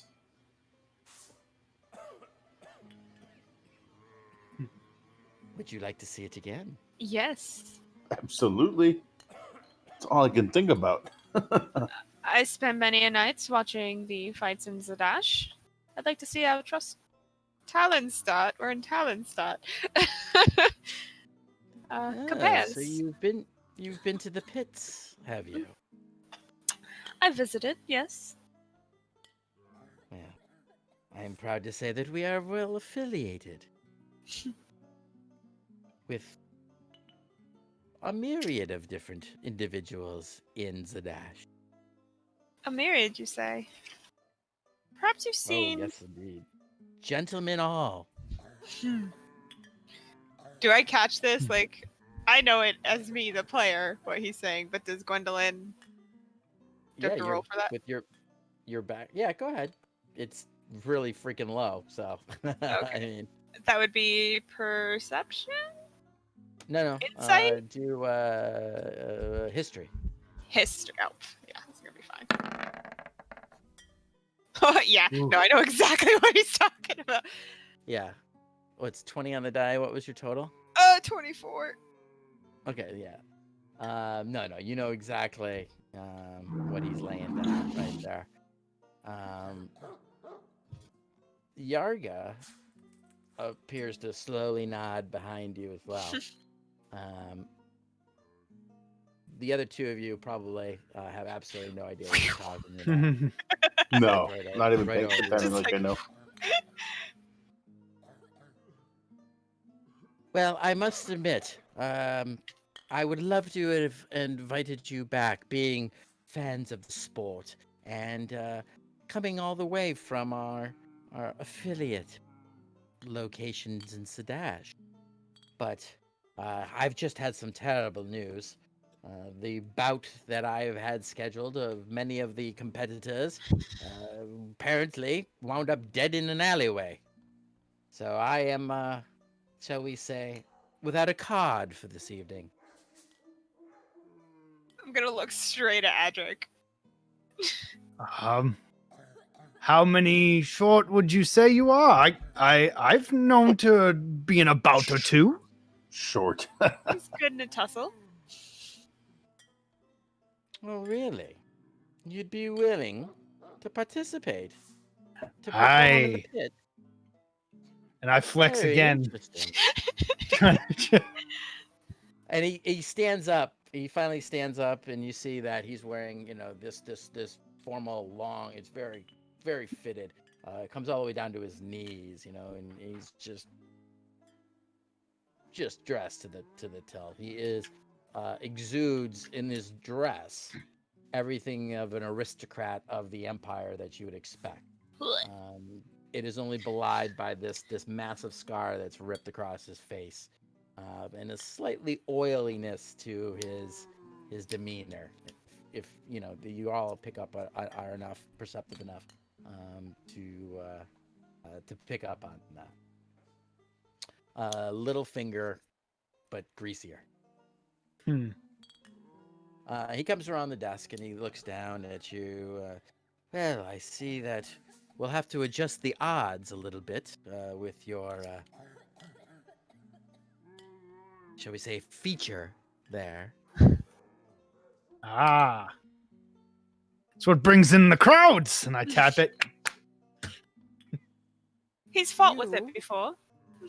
Have not, you're not wrong. You're not wrong at all. We could certainly spin that, make the odds in your favor. But truly, it was a 3-person bout that we were to have tonight. I would at I least look at need them. at least one more. And what are the rules of this bout? Fight. Win. Persevere. Weapons some and items? Weapons and items free game, or? Weapons. Absolutely. There are no holds barred.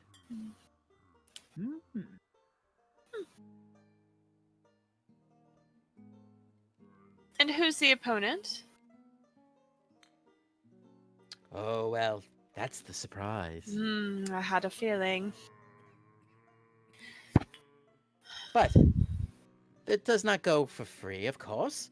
There are remunerations for competitors. to the same, tonight's card would have been 50 gold a piece. Ooh. Otherwise, of course, you're more than welcome to come back. I don't know what kind of card we will have tonight. The entry fee on any given night where we have live sport is 15 gold a head. And we have to pay that to participate. Oh no, to come in Just to watch. yes, a cover charge, if you will. Yes, of course. But no, as participants, no, it's my honor to pay you. I look at them. We're a great team. Come on. 3 men down. There's 3 of us. I guess. I kind of look at Yarga. I don't want you to fight. Oh my goodness. I guess you can count us in, Clem. Oh, I'm gonna fight. I'm gonna fight. You're such a fan of the sport. Why not participate? I mean, wouldn't think I want to draw blood myself, but I suppose. Guess consider your card full. Most excellent. Well, let them know. I will let Turk and I will let Reggie know that you are on the bout for this evening. How exciting! What a wonderfully fortuitous meeting. Just so after such terrible news to have my problems taken away from me. Truly, the gods are good. Isn't it funny the way fate works? Most.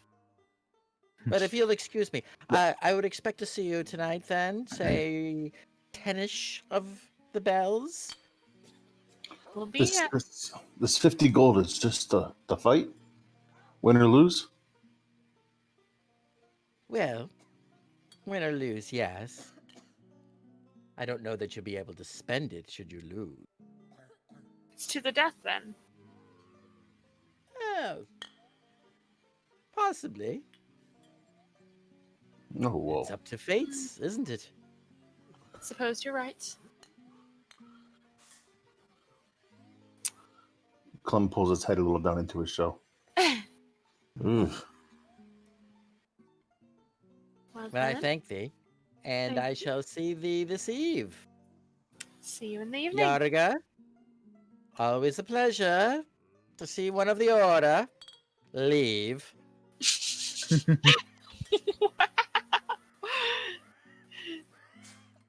Yarga does a kind of a Can we rude see where we're gesture, fighting? scratching under her nose, and begins to head out. So as you guys are being led up the stairs, we'll take this is a good place for us to take a break, and everyone can contemplate what they've just agreed to. I'm scared, but I don't have 15 gold, so. Call me crazy, but I feel like we may or may not be responsible for this 3-person. Oh, we are definitely responsible for the hole that he has. Well, if they were supposed to be the ones fighting, we could took them down pretty easily. So, All right, Yeah. we'll see you Alright. back here in 10 minutes. Yay. Yeah.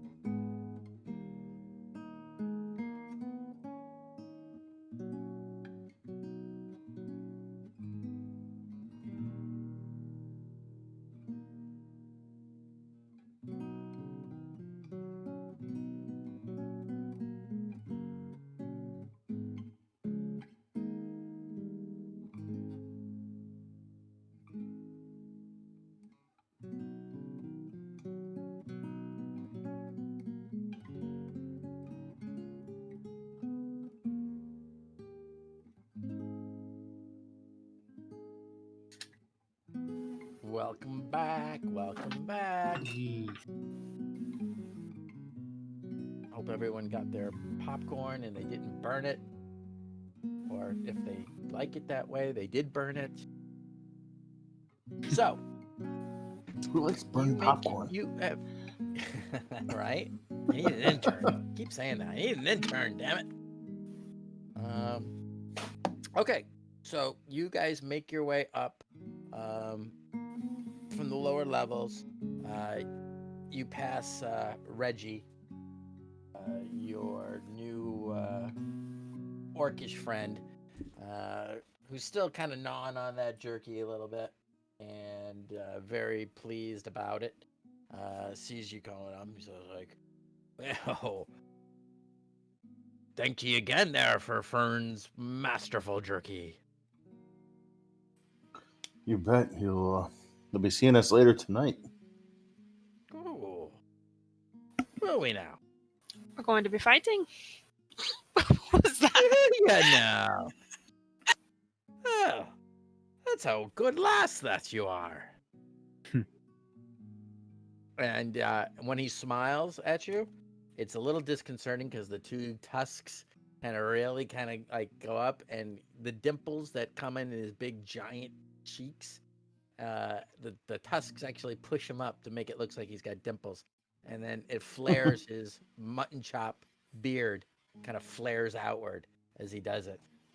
He's cool. He thinks he's really cutting a dashing figure. It's truly kind of horrifying. This is the stuff that kids have nightmares about. Yeah. I'm sure that you'll do just fine. We don't even know who we're fighting. Does it matter? My coppers are Never. on you. Hey. You are too sweet. He kind of doffs his cap at you, pulls it off his head. You actually see that he's actually shaved the top of his head, kind of close cropped. It was probably yesterday. It was probably smooth, like he was trying to go for bald. But now it's kind of got this bristly kind of like little shadow going on there, and it's in quite contrast to the large mutton chops that are coming out the side of his face as he kind of doffs his cap to you. Muscle everywhere and just big burly. His hands huge, and he kind of gives you a little kind of a little much more graceful wave and little bow than you would expect for someone as large as he is. They whisk you back through. They hustle you through the kitchen. It's very much the scene from Rushmore. You know, it's like almost like you feel like you're strutting through. Like now you're part of the institution as they bring you through the clanging and the pots, and it all just kind of goes by very quickly. As you walk out into the main room, however, Gwen, is there anything that you want to be doing as you Looking as unassuming as humanly possible. give me a stealth? 'Cause I'm going to assume that you're trying to be unobtrusive. It's not horrible. Could be better. 24? Oh wait, no. No, it's a 15. No, 15. No, that's not bad. Okay. So none of you need to roll this because it's blatantly obvious as you walk out. You come out, and just to the right of the door, where this kind of posh, kind of cushioned area, where this alpha had been sitting, he is in a heated discussion with what appears to be an elf in kind of working clothes. You can see he's got a heavy leather apron on. He's got soot on his face. He's got underneath his arm what appears to be almost like a kind of a helmet with some kind of lantern on the front of it. And you can hear them say, "You sent that bloody freaking knob over there, not doing it yourself, and now the bloody place is run amok." Calm yourself, Master Dwarf. Speak plainly. I don't speak nonsense. I'm telling you, he botched the ritual. The thing is run amok. It's got the whole place in flames. That's quite impossible. An earth elemental does not produce flame. Are you daft, you bloody pointed ear fool? I'm telling you right now, It's not an elemental earthman! It's flames! Flames everywhere!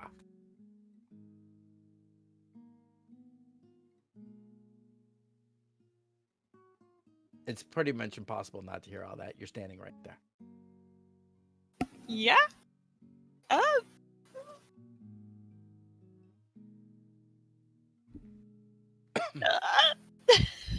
You just kind of keep going? I don't. Gwendolyn would. I don't think she would stick around. It's these two right here that are both arguing.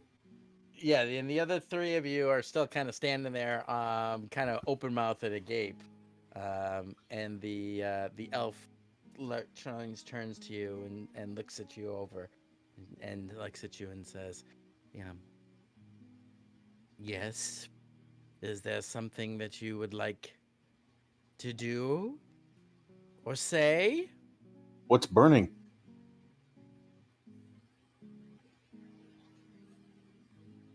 The dwarf is like shocked. He's absolutely shocked that no one's like immediately moving. The mining consortium building is in flames right now. We need some bloody help.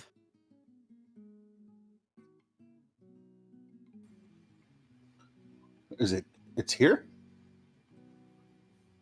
No, it's at the consortium building. Just on the other side. I looked at Edric. Right. Maybe we should do something. The elf almost looks. Roll. You guys give me an insight check. The two of you. Okay. Yeah, that's a 9 total for me. An 11 for me.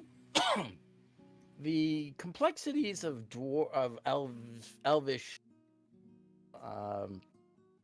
non-verbal cues are absolutely lost on Adric. They look like statues to you. You just don't quite.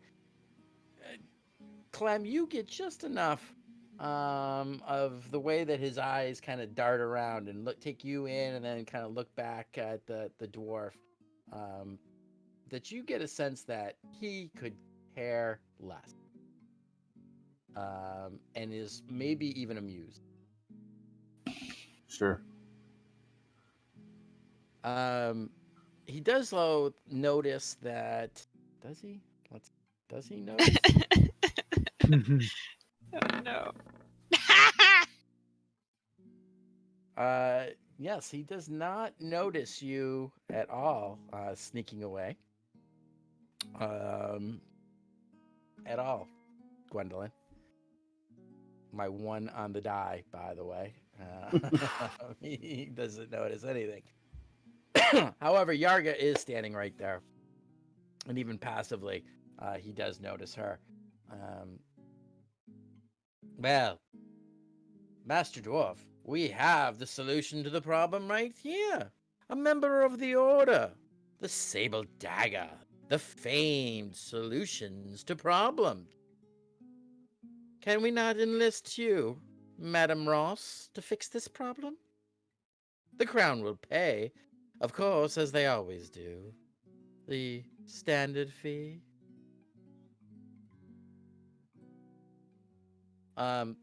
She looks a little bit hesitant, and then kind of gives a look to both you and Clem, Adric.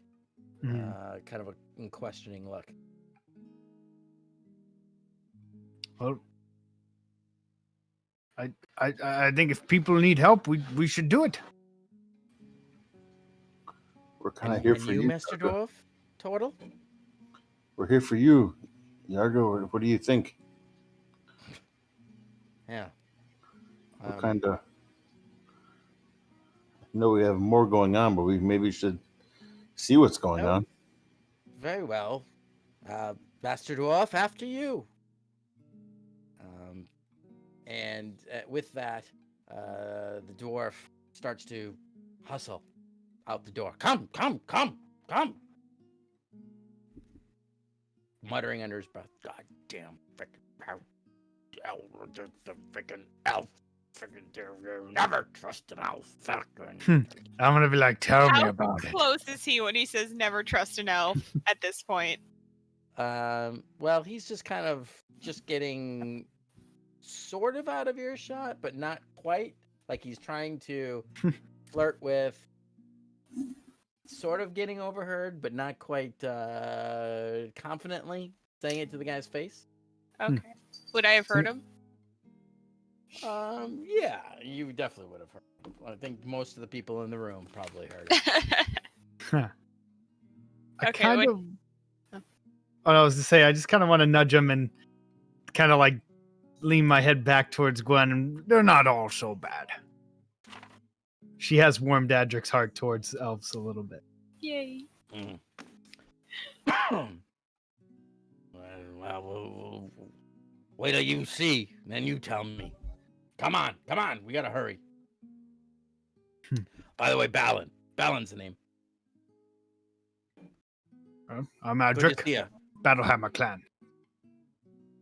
Oh, from the coast, aren't you? I spent a good amount of days on the sea. Balin Coden. I head up the damn mining operations around here. But quickly, we must go. Yes. I just follow him. Yeah, so he leads you out, and you guys head out into the street. He's got a cart waiting for him, and he kind of gestures for all of you to jump onto the cart.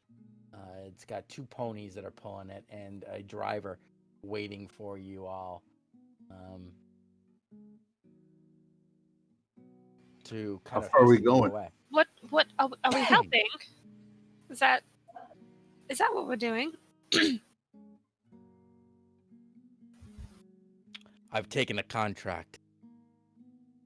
I Okay. didn't really have a whole lot of choice. I'll explain later. Okay.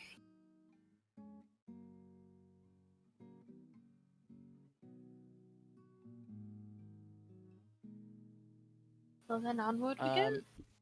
Yeah, all right. So everybody's jumping on, I guess so. Yeah. doing the thing. Okay, so you get back. It's kind of a 2-wheel cart. Give me a perception, all of you. 15. 7. 13. Clem, Adric, you are really happy not to have to be walking. And just really happy to take in the sights. It's kind of a novel experience to kind of get driven around. And Adric, you're 7.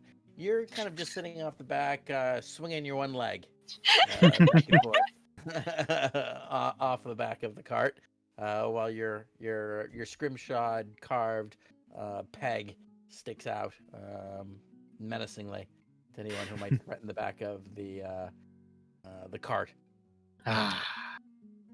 Gwendolyn, however, you're a little bit more aware of your surroundings, and you can see that there is quite a bit of, for lack of a better term, rubble and debris, a lot of rock dust in the back of this cart.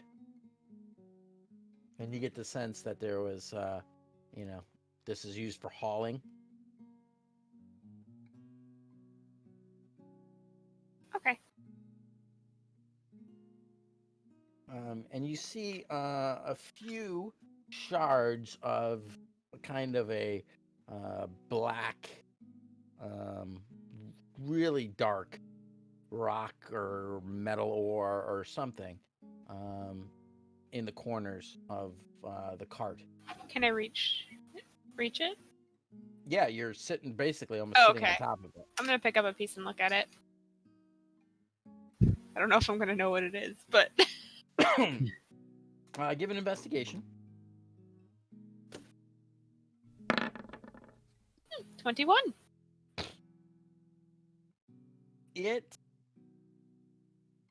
is no more than the size of like two of your fingers together. Rather small.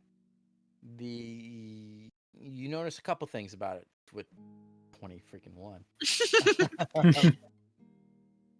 As you're moving it around in your hand to look at it, you realize that the light of the sunlight on it, where you would expect to see some kind of shine or reflection, it almost seems to suck in the light.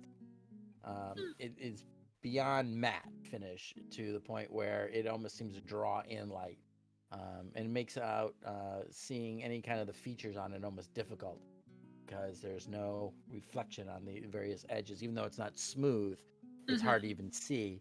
You can feel them more than you can see them. The other thing you notice about this is it's incredibly heavy for how small it is. Peculiar. And I don't know what it's called or anything. No, it's. I mean, do you have background in masonry or Nope. stone crafting? Master Dwarf, what is this? I'm just gonna hold up the piece of rock. By Master Dwarf, are you talking to me or the other guy? The other guy, because he's a miner. It's his cart. Give that over here, lass. That's not for you. I'm just curious. Just From a bit of ore. Just a bit of ore. And he goes to snatch it out of your hands. I give it to him. Do you let him? Okay. Yep. Okay. I'm not gonna Okay. fight him. Yep. It's no need to be rude. He snatches it out of your hand and tucks it immediately into a pouch at his waist. I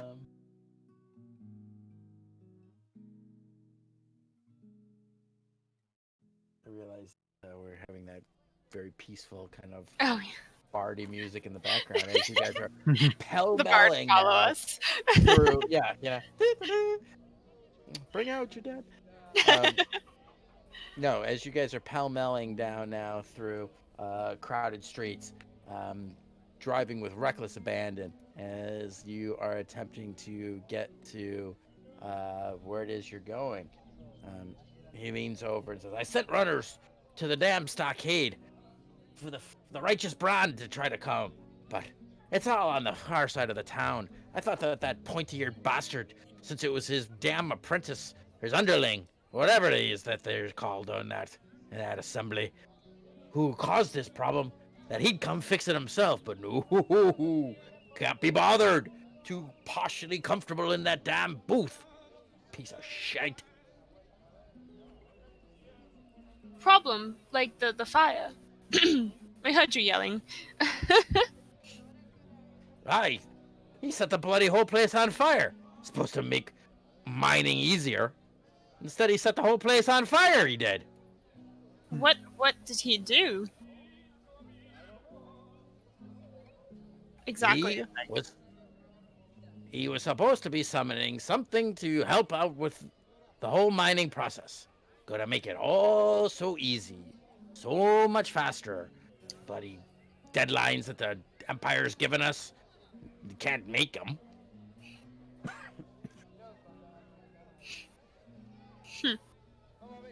Oh, excuse me. Peculiar. We're almost there, though. You'll see for yourself.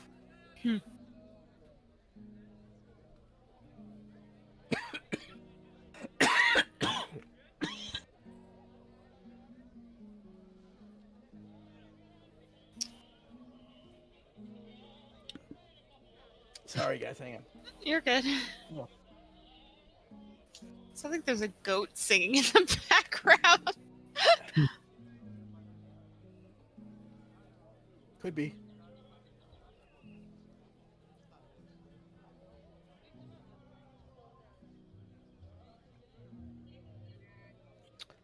Okay.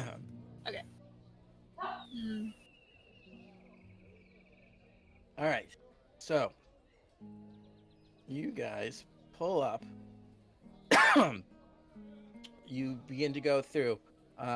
You whisk through that area that you had been previously through, with all of the different smelting, and you see all the various industry going on with the uh, well, it's a little premature, but you see the industry processing going on. You hear the clanks of the various smelting plants going on, the industry, all of that. You continue on through that area where you see the gnomes and dwarves all being very busy in this newly constructed part of the city, and you pass outwards to the very outskirts, and you kind of make your way up to the very bluff, the face of the beginning of the foothills of the Ash Keepers on the far side of Townsdat. And you see a classically dwarven constructed building looming in front of you, with two wings coming out and a main entrance. And above it, a sign that says the Talisdant Mining Consortium hanging above it. And as you get off, you find yourself in front of a large open doorway. The dwarf says, "I'm going to go back for the righteous brand and make sure that they come and get you some more help. But head inside and see if you can find that blasted, stupid, pointy-eared apprentice idiot who caused this mess.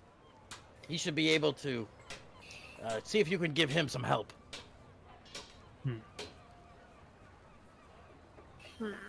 Okay. Yaga, this is... Do you want to lead the way? That's what I'm here for. Come now. And she kind of leads you up into. You guys pass through a kind of a grand opening into a rather formal hall. You can tell, Adric, that this has not been here for very long. Okay. It is relatively new construction, but dwarves are very good at erecting very utilitarian type buildings like this. However, even with something that is this new, they've taken the time to put statues up of dwarvish miners on either side of this kind of entry hall, and you see that going on. What you don't see is any dwarves. You don't see anyone at this point. But give me a perception.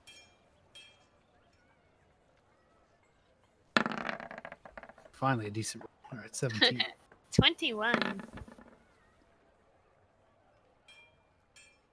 So are you -1 on perception? 21. Oh wow!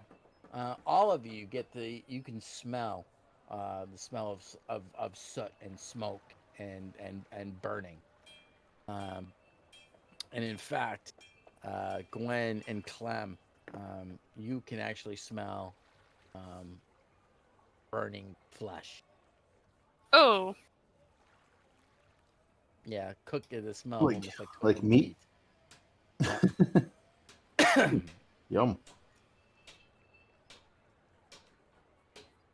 Looking around the room, you see two doors. One appears to be closed and stone door. The other is an open archway. Is Yeah, there I think. Is there? a particular way that the smell is coming from? Like it's stronger in one direction than the other? Or is it kind of just... Well, if I was to guess, I would say it was coming through the open door, or the open archway. Over there. Well, then I guess that's the way we need to go.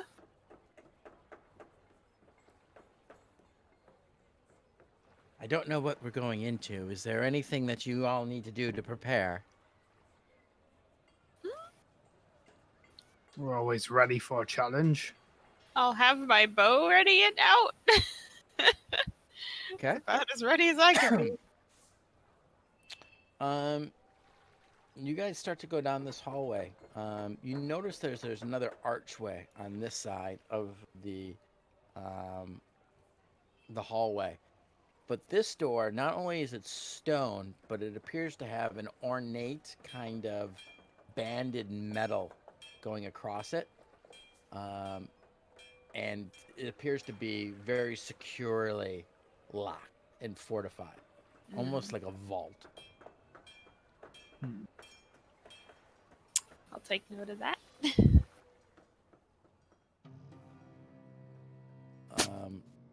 And you continue down, the smell of burning is getting stronger and stronger at this point. Can I stealth while we're doing this? Yeah, an attempt to be quiet or Yeah. hidden from view. Probably quiet so nothing knows like I'm coming up on it. Okay. Because hidden from view is going to be really hard. Because we're in a hallway. Yeah, you don't really have anything to hide behind. So give us a stealth roll. Ew. Yeah, you think you're being really stealthy. You think you're being quiet.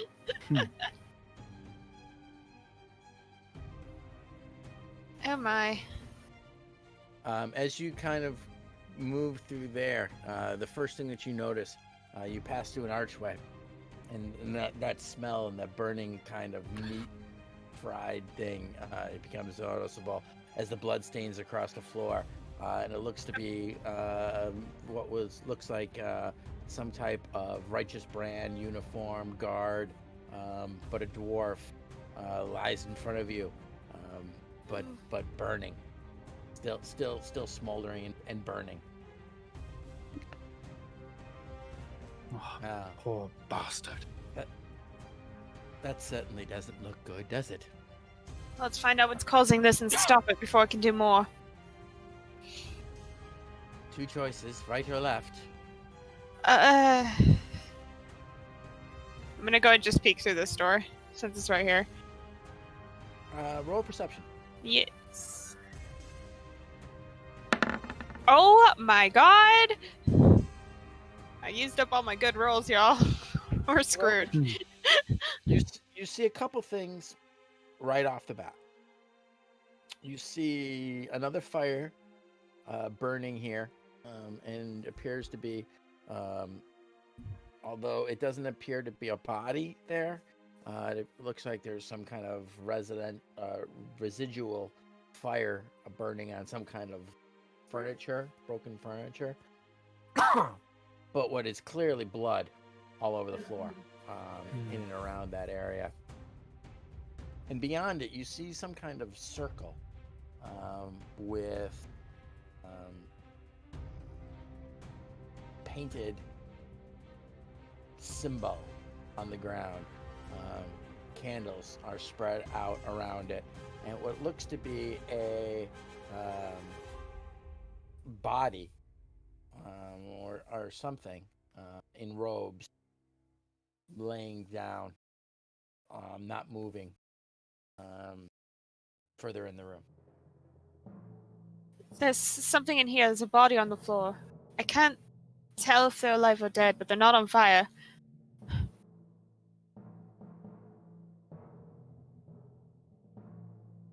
I muted? Nope. Well, No, we hear you. Let's go. I'm gonna check the area for After you. traps real quick. Just to make sure we're not walking into a trap. go ahead. The Oh. yard guy says, Hello. I don't think that they would trap an area that they were working in. We don't know what's here. Fair enough. I just went in. But Gwendolyn, you don't find, you don't see any tripwires or anything Okay. of plates that look out of the ordinary. I'm gonna go to the body and check it. Yeah, so right away, without much saying, you can see that he is wearing maybe not quite as ornate, but very similar to the robes of the elf that you saw in the Black Dragon. He appears to be unconscious, and even from here you can see the welt on his head.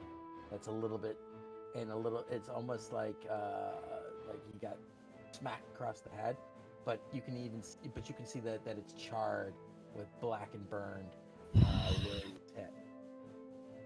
And he appears to be unconscious, but more stunned than mortally wounded. He's alive. Do I know anything about this symbol or the thing in front of me? Roll an Arcana check. Damn it. I'm not good at these.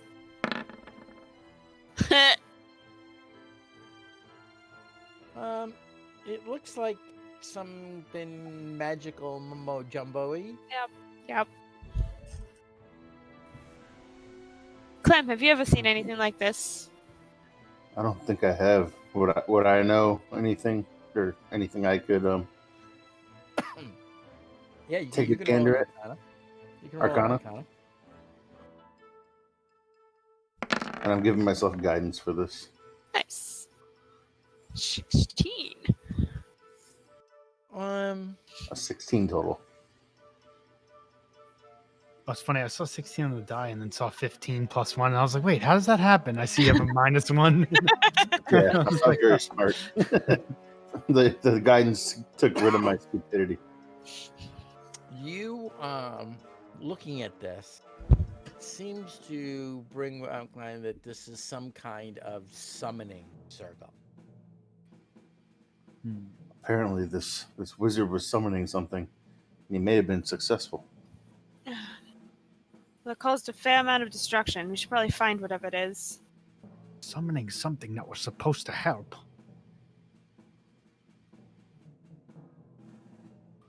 They're talking about elementals. Gonna peek into this room. Anything interesting? Well, I guess it's the That door unlocked. Yeah, no, it's open. It's Okay. wide open. Sorry, I had to check. You just kind of find in there, it looks to be like, an overseer type room. There's bookcases on the wall. There's glow behind the desk. Rather nice rug on the carpet, carpeted rug rather on the floor. It appears to be somebody's, chambers. Somebody important. But quickly, that's all you're able to get. Okay, that's fine. Okay, just a dead end. Let's go.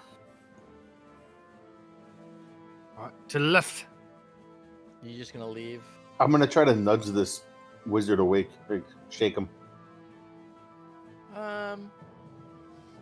Give him a medicine check. Aw, I want.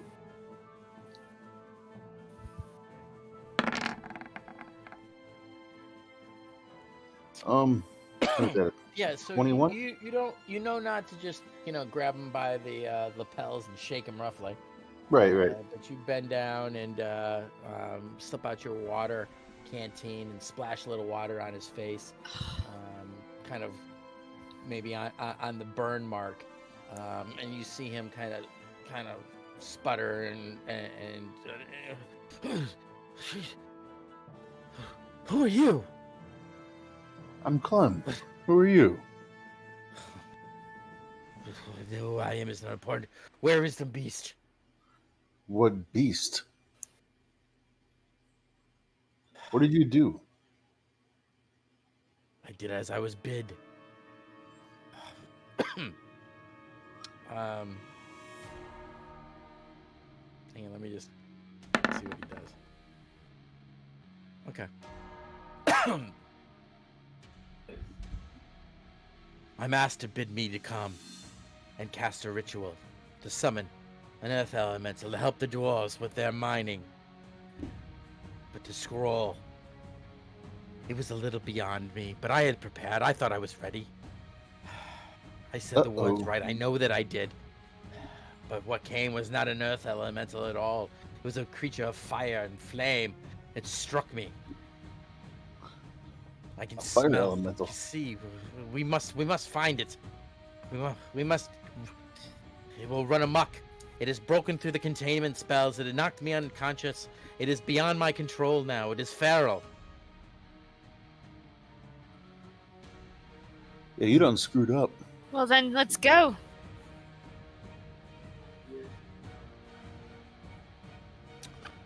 All right.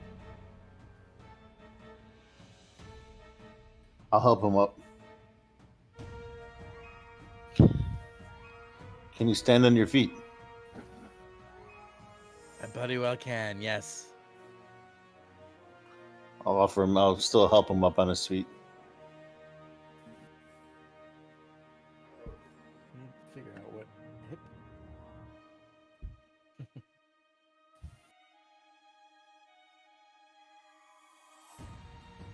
D&D Beyond, everybody. All right. All right.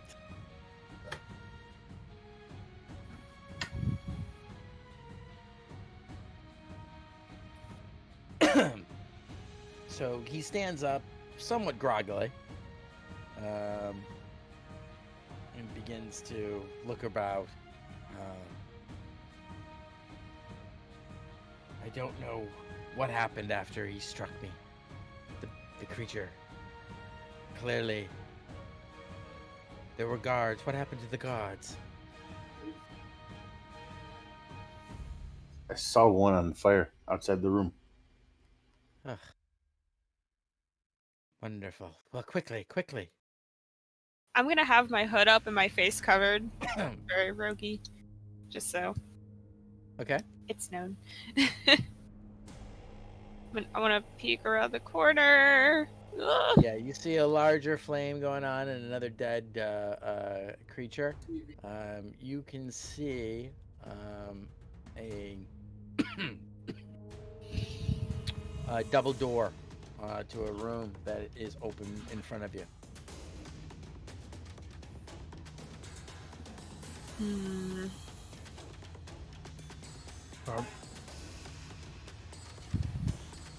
Oh, is that a door right there?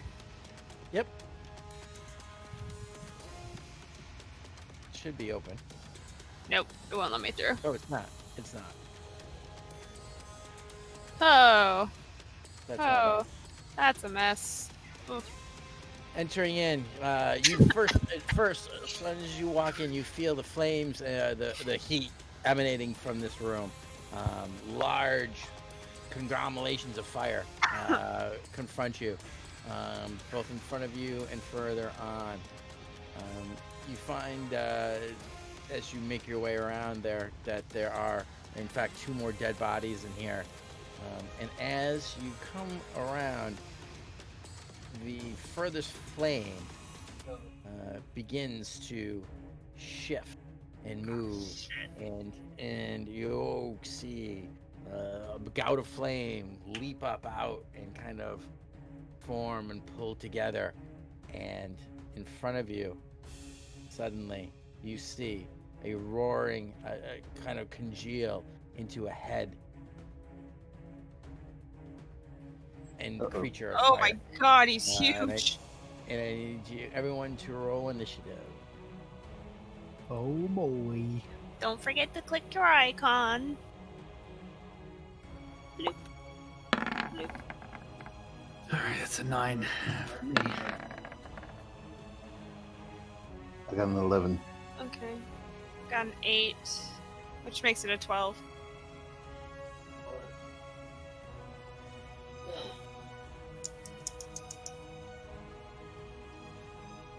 Oh, I'm so nervous. I always get so nervous for that.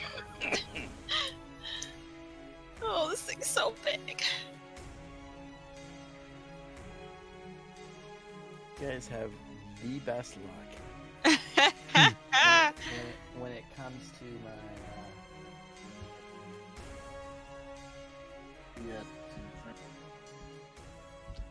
rolls. All right. So the flames start to just erupt and lick around.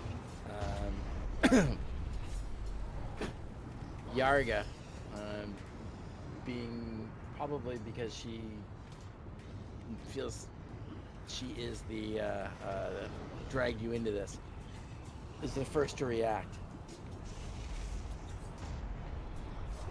You see her do something that you have yet to have seen before. And she takes, you see her slice her palm and draw blood as she grips onto and pulls out her longbow. And she starts to whisper something underneath her breath. And you kind of, Clem, you can hear her start to chant as she moves to get a bead on the creature, and draws the arrow and fires at this embodiment of pure flame. She hits.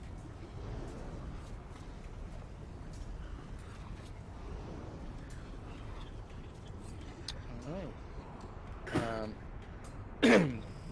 The arrow, as it comes across, it seems to actually gather speed. You can kind of see it blur as it streaks across the room, and as it hits the what you now know as a flame elemental, it actually strikes, and you can almost see this explosion of energy and cold spreads across, and the elemental actually dims a little bit where this arrow pierces through it, and you can hear almost this roar bestial, the sound of like of gasoline being thrown on a fire, as it takes additional damage from whatever blood magic Yarga pours into the arrow as she lets it loose. And what did I say?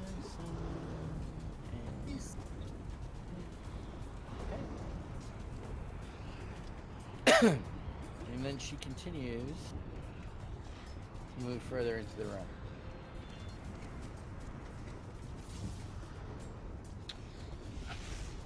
Okay, Gwendolyn. Looking around, is there anywhere I can like hide? I mean, there's broken furniture, some of which is not on fire. Yeah. I want to use my bonus action to hide. So maybe like duck behind this table right here, I guess.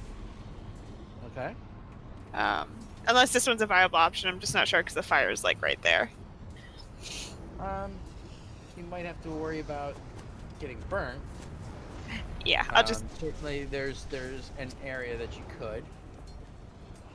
I just want somewhere where I can hide.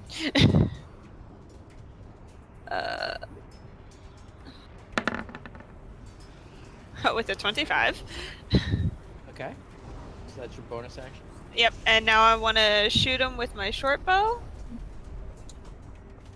And since I'm hiding, that's sneak attack, yes? What? You rolled a 25? Yeah, I rolled 25 for stealth.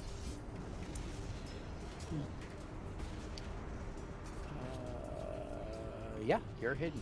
Okay. Yeah, you get sneak attack. Ooh, and a 25 to shoot. Okay. Oh, where's my sneak attack? There it is.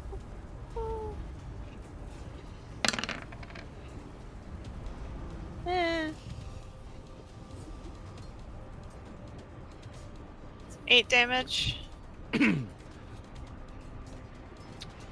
As you let through with the shot, it seems to go right through the fire, the incorporeal body of this fire elemental. It streaks through. It seems to do, get some resistance, but continues on and shoots out the back, kind of a flaming, the arrow's on flames and burning up as it goes through. You don't think it did quite the full damage that you would have expected it to.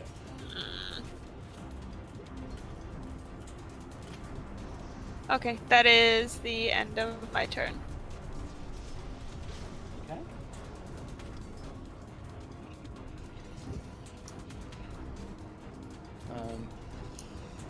The mage who had caused this whole nonsense. Actually, he's no longer sleeping. So I'm gonna take that off. I was gonna say he's taking a nap in the back of the room. Now, Clem woke him up with a very successful medicine check. He begins to wave his hands and make motion. And you see him falter and realize what he's doing. And he stops. You hear him say, "Of all the times to have prepared to be a pyromancer," and changes his mind and starts to make a movement, and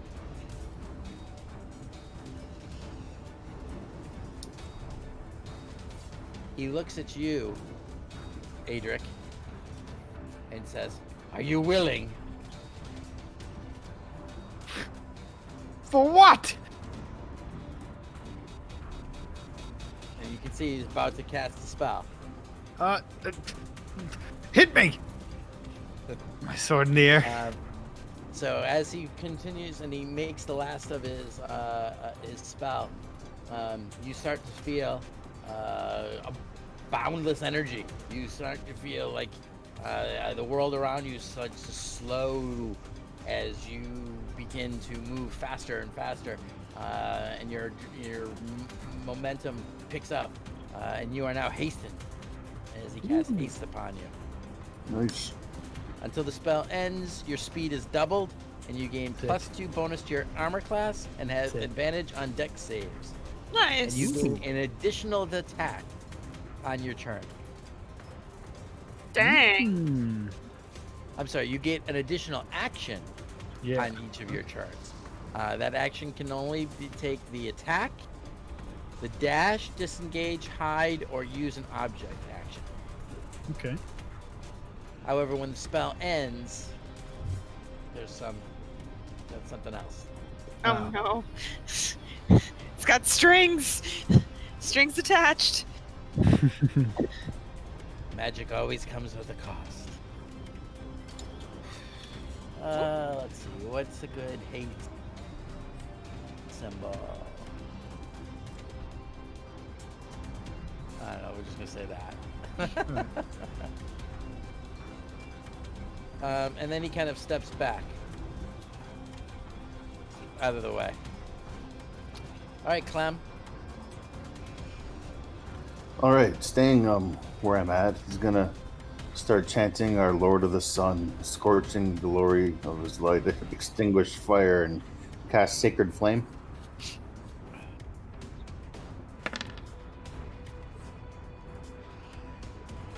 To be a dex save. What type of damage is that? Radiant.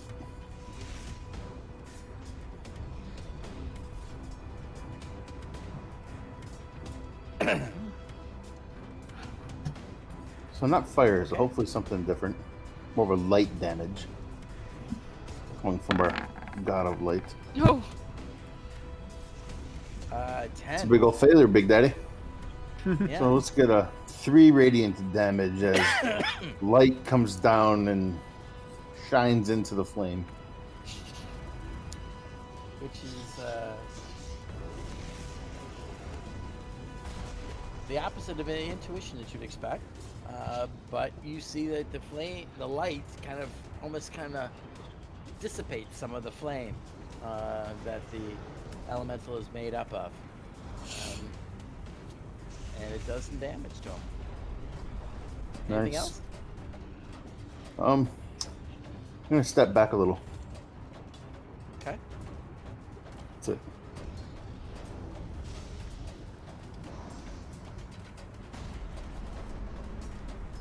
All right.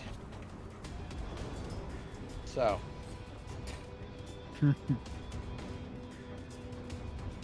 Fireball.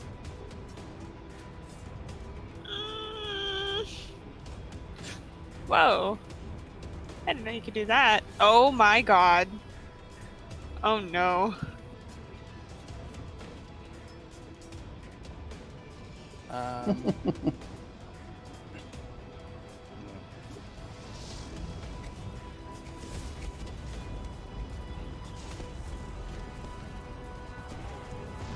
No, he can't end in your spot. So, he's going to move through you all and up to here. Huh? Moving through your position. As he moves through you, you each have to take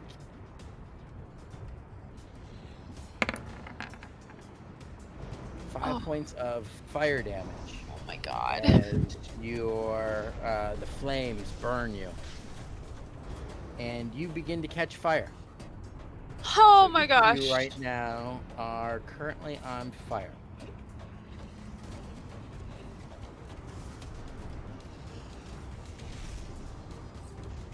Trying to see if there's like an on fire icon. Here we Is go. there? There's like a little smoky looking thing. Yeah, that'll work. That'll work. Mason, and I'm on fire. I'm on fire, quickly. Where the hell is that? Oops.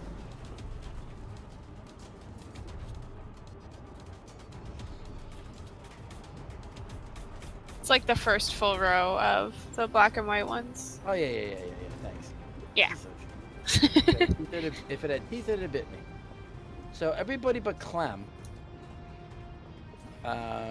it moves through and does that. Clem, however, since it can't get to you, Oh, I thought it did it to me. no, you did not take the damage. Nice. It swings at you. The first Swings and attack of misses. 10, you're able to deflect with your ancestral shield. You kind of hold it up, and the flames spread around. Your ancestors' bodies protecting you. Both of its attacks, and neither of them are able to hit you. So you are not on fire, and you take no damage. Nice.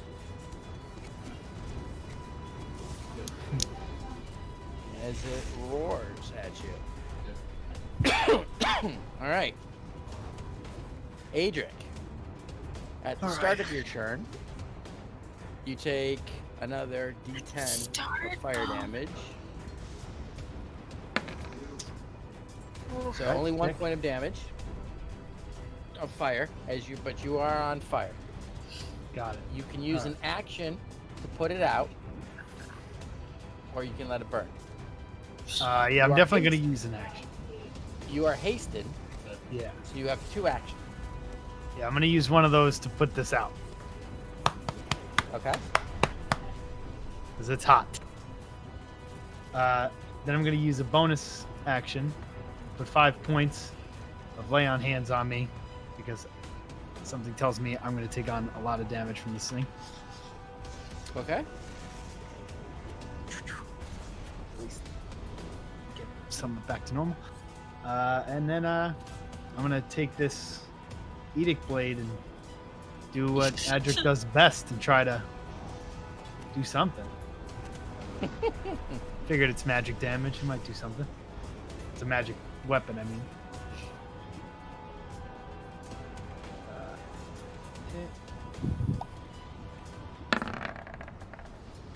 All right. Ooh. 10 to hit. With your +6, you roll a Ouch. 10. Yeah, 4 on a die. That you're unable to actually make a solid connection with your swing of the Edict Blade. And you missed, alas.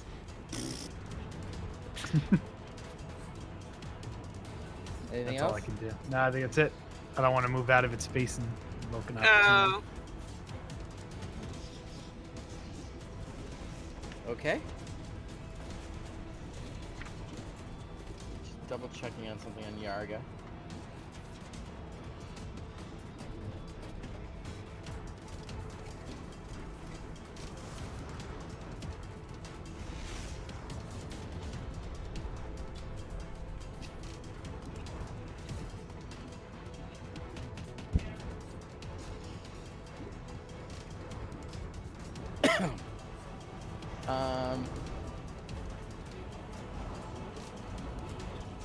You see Yarga reaches into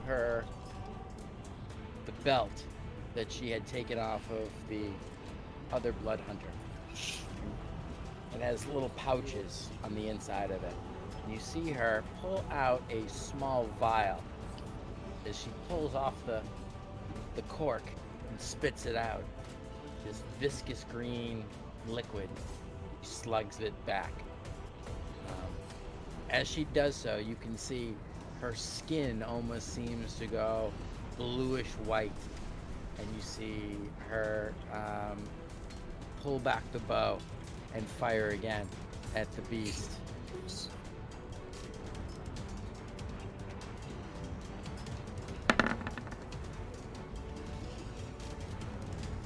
Which clearly hits with the 22.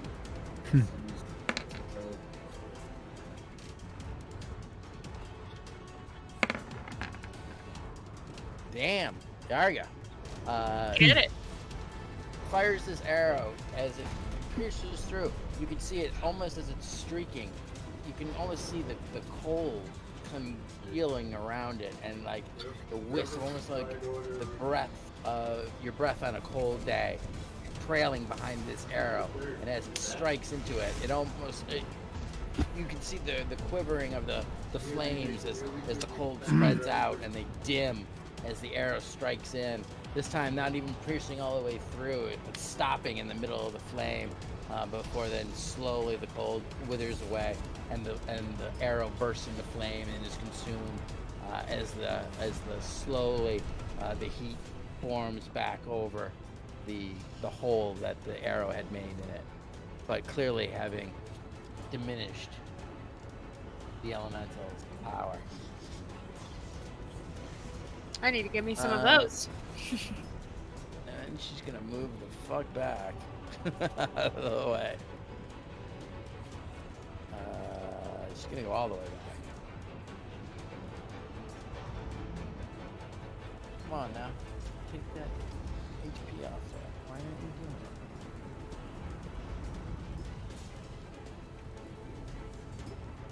it? All right, Gwendolyn. Whoop, I'm gonna put myself out.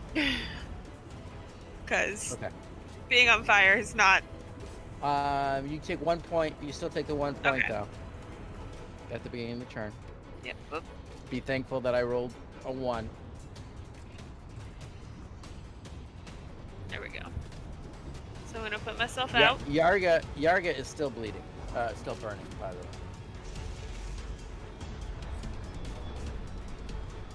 And I'm gonna move back here. Is this like a door? Curtains. Can I... Oh gosh, hold on. It's here, 5, 10, 15, 20, 25. Can I actually dip in here real quick? Yeah, they're curtains that are just, with the heat and the way that the air is moving in the room, they're kind of fluttering. And you can, you see that this is clearly like a storage area, where there was some foodstuffs and whatnot. Is there This was anything kind of that... like some kind of a dining hall, is what it appears to have been. Okay, is there anything useful in this room against fire that I can see? There's a couple pots. You see some knives, and it's basically a pantry. There's Okay. a cooking grate right here that looks like they would cook at. There's no like water in any of the pots. I'm giving investigation. Ugh. It's almost an 18. 6. Oh yeah, it was a 6. Yeah, I mean, you only needed 5 because you're in the thing. But yeah, there's water in this jug right here. This is a water jug, How big is it? size of like a basketball. Okay. I can't do anything else, so. That's my turn.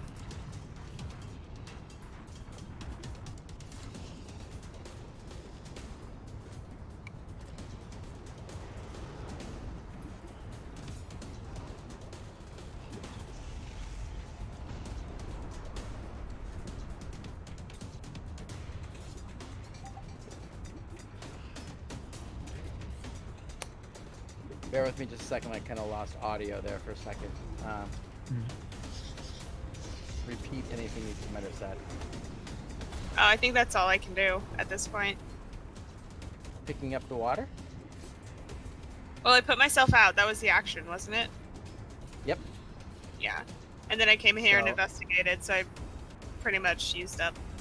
Rogue bonus actions. I mean, I guess I can hide since I'm in here. You certainly could.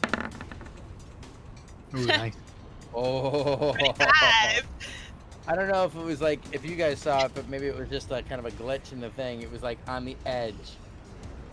And then it fell over. On the 19. All right, so 25. You are well hidden in the room and out of sight. Yeah. Definitely.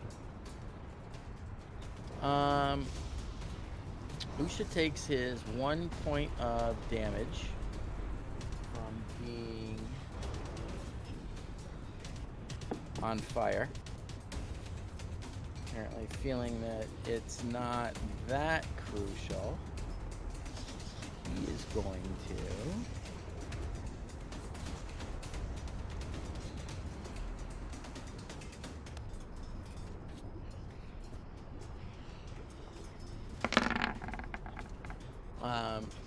begins to make a thing and casts ice knife.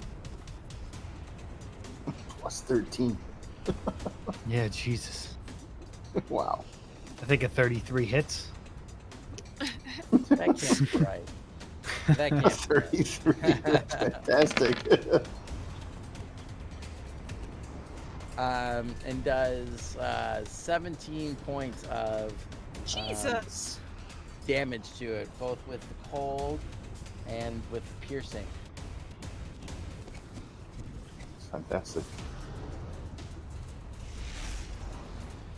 But he's kind of stuck in that corner.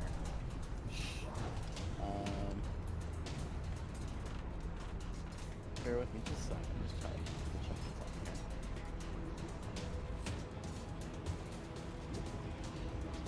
Resistance and immunity.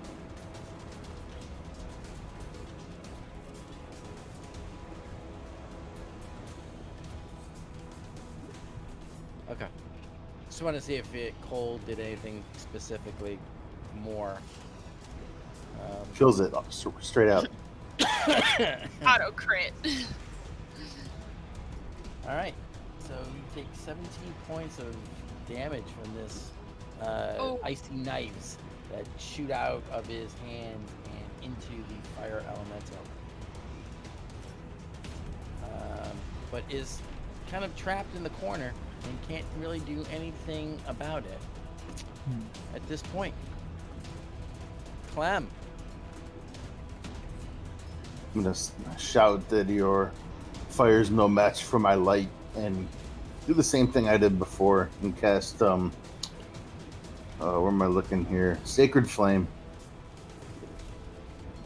And it's gonna erupt out of the ancestor shield this time.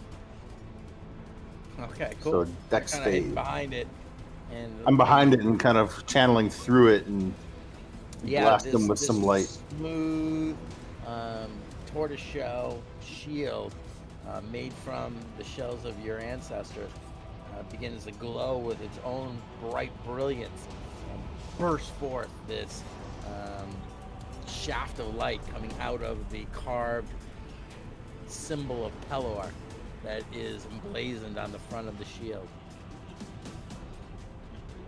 Oh, that's right. I need to make it a dexterity save. I get Yeah, so dexterity. enraptured with the whole visual of that. I wanted to. No, that's across the board. Gwendolyn. Okay.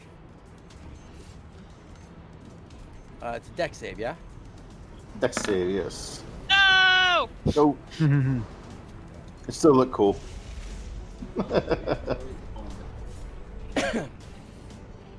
So this time it almost kind of morphs its body as this ray comes at it.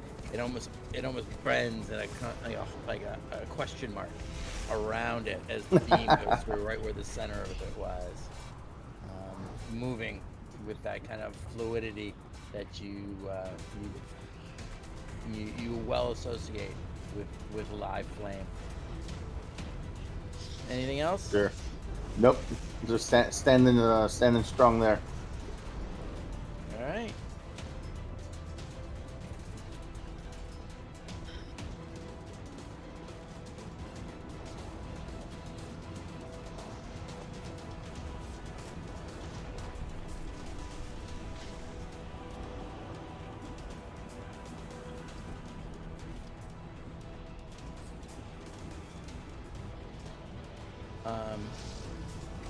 The elemental swooshes in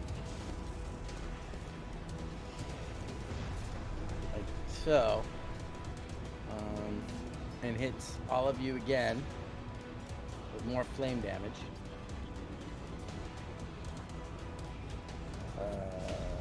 With its fire form. So you each take an additional 8 points of fire damage. And if you weren't on fire before, you are now.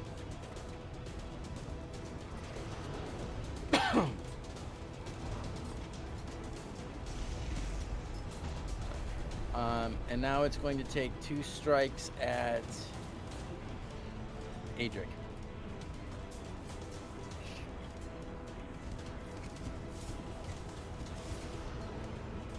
Reaching out to you, trying to touch you with its flaming hand, critically fails. You will not touch me.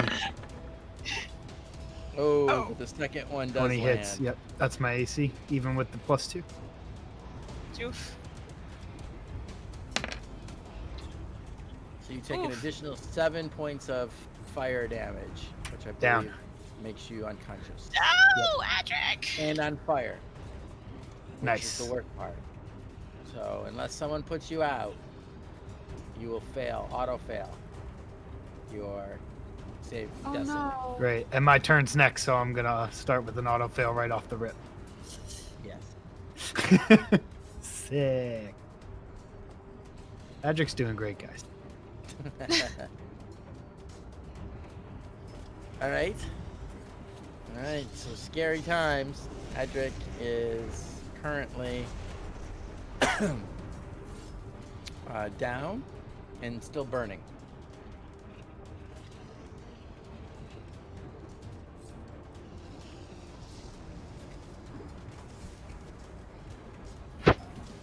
And I guess I would assume too, once I'm up, that haste spell is no longer active on me, correct? Since I. It is a Am I unconscious? concentration spell on the You're wizard. not dead. Yeah, you're not Okay, that's true. So, but I'm not going to make you take 2 actions. dead. Like, you're not going to get 2 automatic 2. Well, actually, yes, you do. You get automatic 2. Oh Because you my have 2 god. actions. So you're hasted, even though you're unconscious. But Yarga, without putting herself out, still aflame, rushes to your aid. She stamps I don't know, but all of your flames out, ignoring her own burning. She pulls from her her pouch a vial and feeds it to you. And there's a potion of healing. Wow. So you take it's a D4 plus 4, right? Help me out. I can't remember off the top of my head. Yeah. Yeah, I believe so. You get 7 points of healing. It's 2d4 plus 2 for common. 2d4 plus 2. Okay, so hang on, don't ignore that. So 3. You get another 4. You get 9. Upgraded points. 44 plus 4. Hey. Yeah, 9 44 plus points 4 of is greater. healing. Thank you for looking that up. I'm Yeah. having a little lag on my end.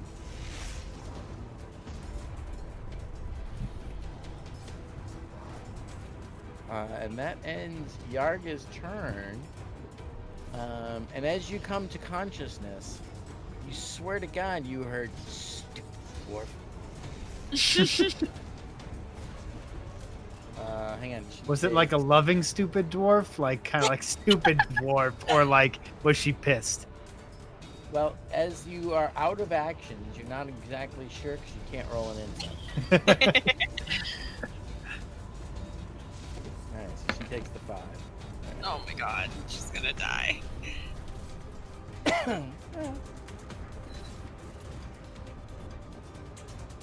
Alright, Gwen. Alright, I'm gonna grab the jug of water. It's probably not gonna do anything, but and I'm gonna step out and try and hit him with the water, like just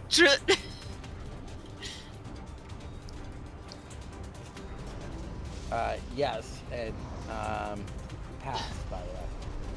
I did roll it. Alright, so step out. Okay.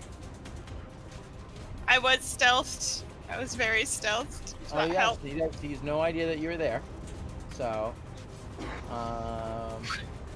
roll an improvisational attack. So roll a d20 and Okay. add your dex. D20 add. You said dex? D20 and add dex. Okay, Nice.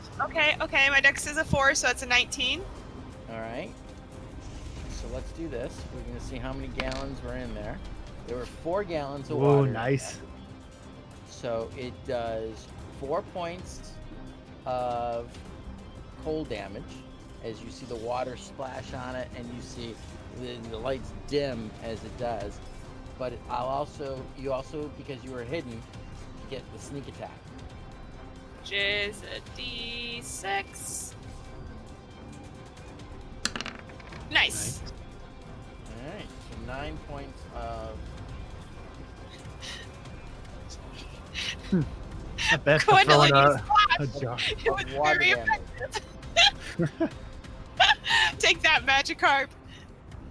That's how you splash.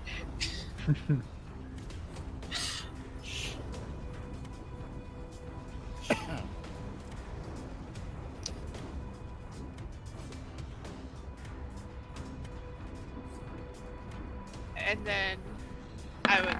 Oh no. I was just making sure that the haste was still up. Okay. And then I would like to use my bonus action to hide again. Alright, roll that again. 12. Alright.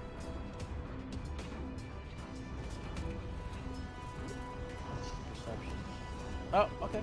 You're good.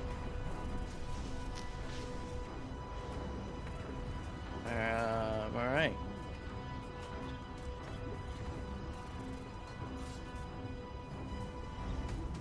Where is he at? Alright, so he's gonna take the D10. 1 point of damage. He doesn't feel like he's getting burned all that much, so he is going to ignore the fire on his robes Just got one little in flame on order it. to try to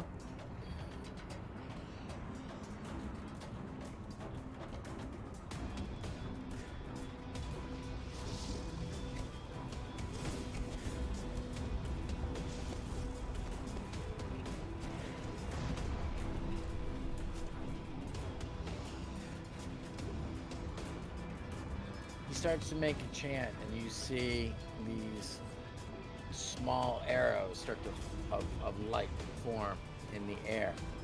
You see one 2, 3, 4, 5 of them all form.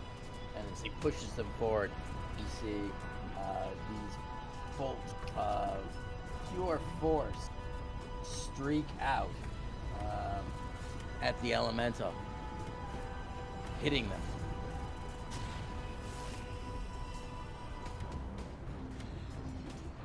Just trying to see if I should roll each individual one. I think I should, right? The first hits for 2 points of... Oh, wait. You know what? Never mind. I'm doing this wrong. Sorry. Even DMs make mistakes.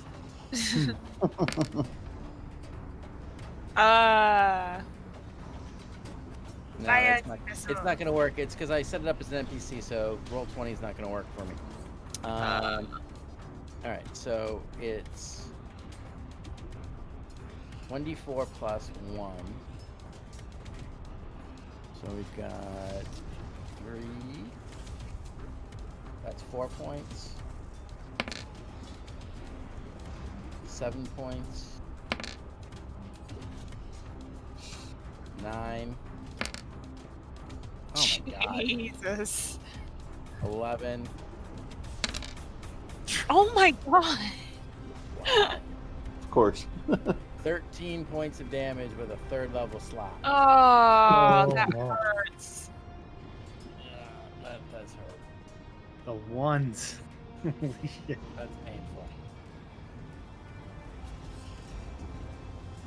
But still, you could see as the force pops in and erupts through the fire, it doesn't look nearly as large as it did.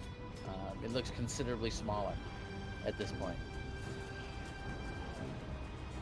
Clem, your people need you. Yeah, this fire that's on me, is it 1 point of damage that I'll take if I don't put it out? No. Right now, you take at the beginning 7 points of fire damage. Oh, okay. I'm almost down then. I gotta use my action to put that out. Okay. So I use my action to put out the fire. And I'll cast. Use my bonus action. Sorry, I gotta find it here.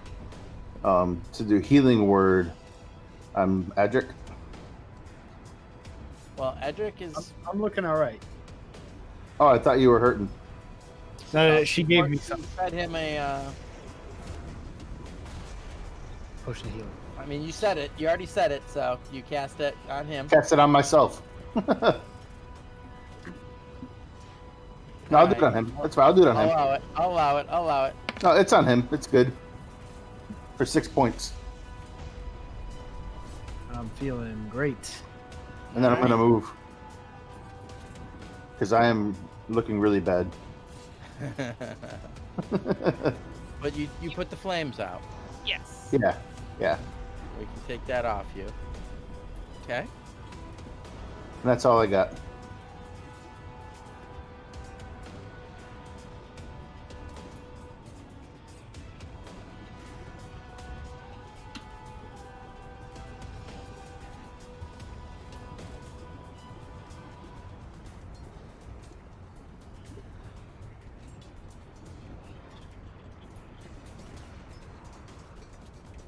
All right. So it moves through the 3 of you, reigniting any fires that weren't there.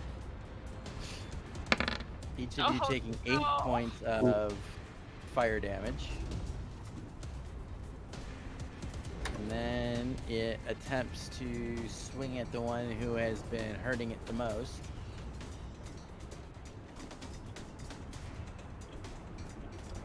And technically the one who summoned it. Daddy? Give me a hug. Come on, open it up. Oh, no. Oh no! Critical hit for 13 points of damage. You see the mage that you don't know his name or who he is light up like a piece of kindling. And the elemental attempts to hit him again, but I believe that is just enough to miss. Yes. As he goes to, and you see this arcane kind of energy that surrounds him kind of deflect the flames outward, even though inside he's still burning and reeling from the blow, and as such he needs to make a constitution save. See if he continues to be able to concentrate on the haste spell. Oh, and you are no longer hastened. Sick.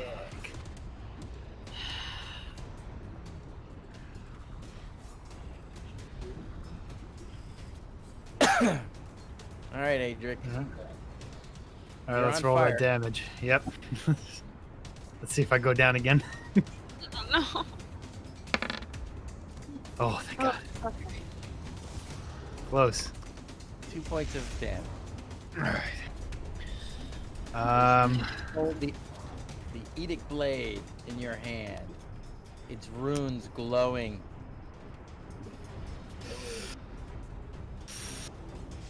I guess to try to mitigate me going down at all, I'm gonna put let my last 5 points of lay on hands on myself, since it's a Is that an bonus or action. bonus action? It's a bonus if I on myself. It's an action if I use it on anyone else.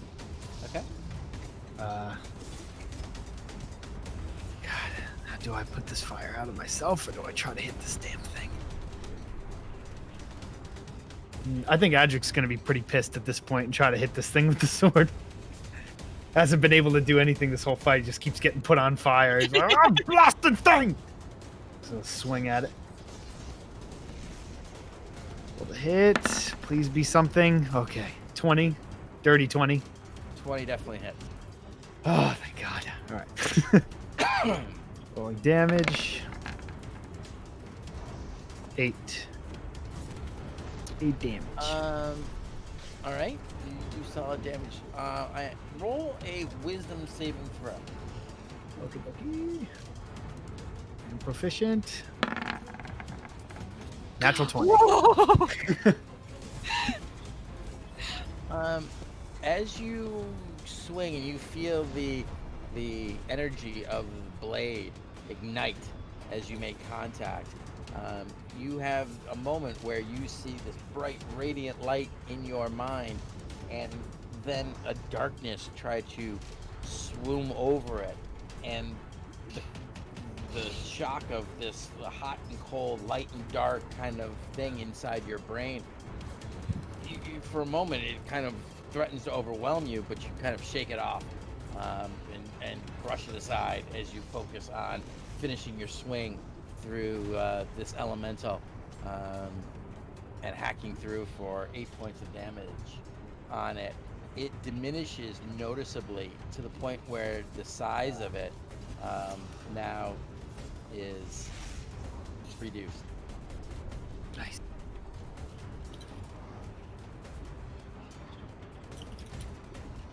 Care to do anything else? No, I think that's it. I already used my action bonus. Yep, good to go. Okay. Yarga.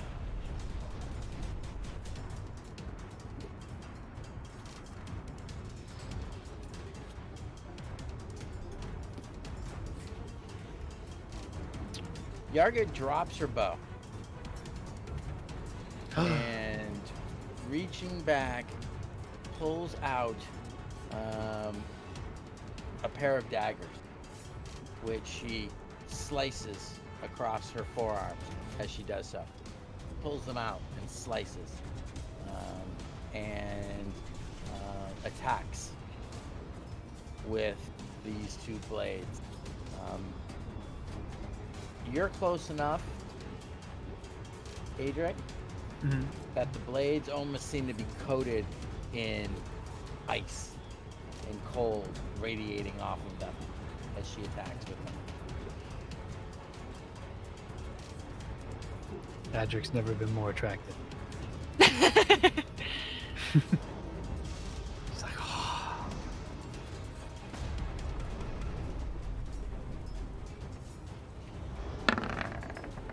Oh no.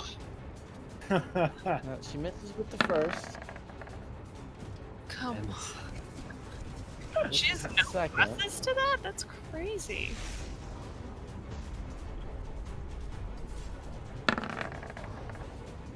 there you go.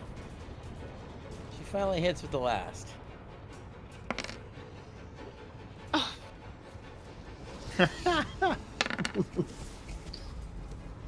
Does a whole whopping 3 points of damage, man. I am sorry. I am doing the best I can with this. she has no pluses to any of those? Because those were all just dice rolls. Oh, really? Yeah, because she rolled a 5, you rolled a 7, and you rolled an 18.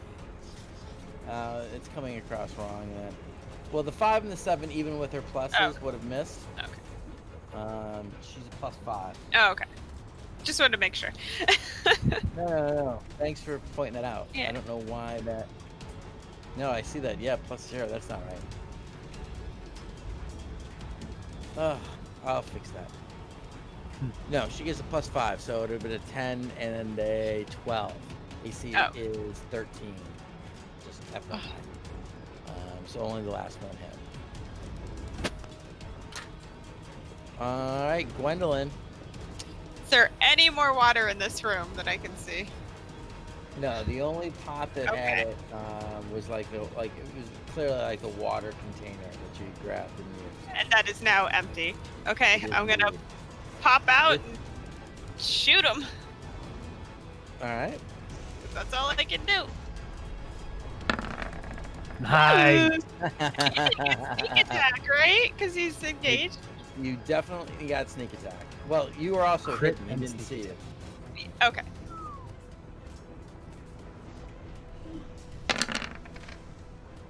$11. No, to a 13. All right. So your arrow streaks out.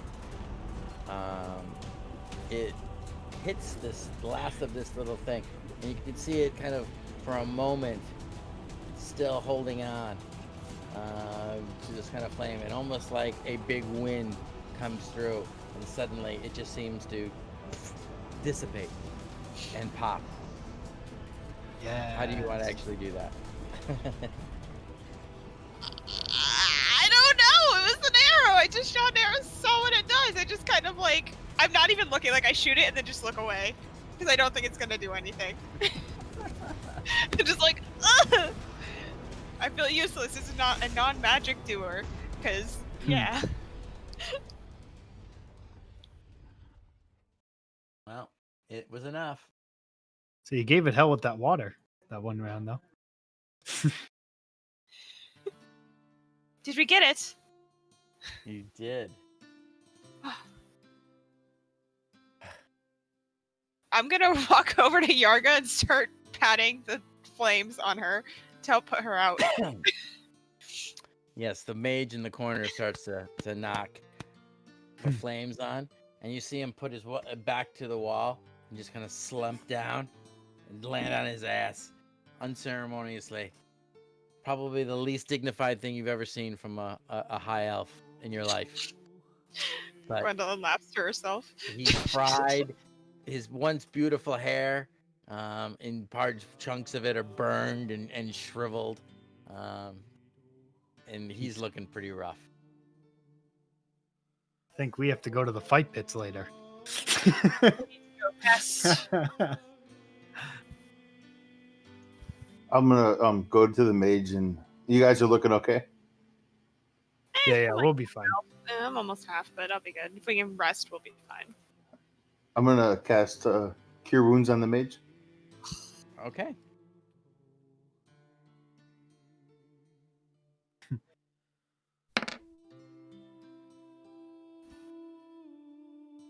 you go for 8. Okay.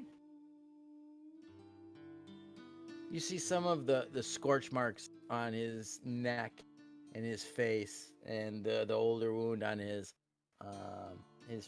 across his forehead that had rendered him unconscious prior, begin to start to mend a little bit. But he's pretty banged up, and even with that amount of healing, he's not looking great. But He's probably looking some of better than me. the paleness that was before almost like a ghost, now it's more like that kind of porcelain kind of complexion that you're more used to seeing on an elf. He still kind of has his hands in his hands, and he looks up, and I owe you a debt of gratitude. Thank you, priest. And then he kind of puts his head in the... But No, it was them, not me. above that hurts. Oh. I'll sit down too. For the record, I still have my hood up and my face like covered. Yes, and you're cowering in the back. Yarga puts out. She starts patting herself out since nobody else was going to do it. I for her. walked up and helped her. Oh, I you said I did. walked I'm up and sorry, I helped missed her. that. Yeah, she's my I'm buddy sorry. now. She kind of pats you back. Good shot. Good shot. Well done. Well done. Oh, and everybody's just kind of looks around and is hurt and feeling pretty bad. Perhaps we should get out of this burning room. I agree. As I'm walking past this guy, I kind of want to be like, and we want to see that scroll. The hell you are casting to cause this? And walk out. Because I found it a little sus. He was like, I swear I said the words right. I'm like, well, there's some down low shit going on in here. I wonder, got set up. I want to see that scroll if he'll give it to me. If you guys kind of follow him out, he walks back into the original chamber. After y'all. So as you follow him, he kind of walks back into that original chamber. A lot of the flames now This way, guys. that This way. that the elemental is gone are no longer feeding off its energy, and they start to dissipate, and those flames are starting to sputter out. I guess I owe everyone here my thanks. My name is the least I can offer you. I am Usha Majere, and I am an invoker of the Cerberus Assembly, and I am in your debt. And that's where we'll leave it to end tonight.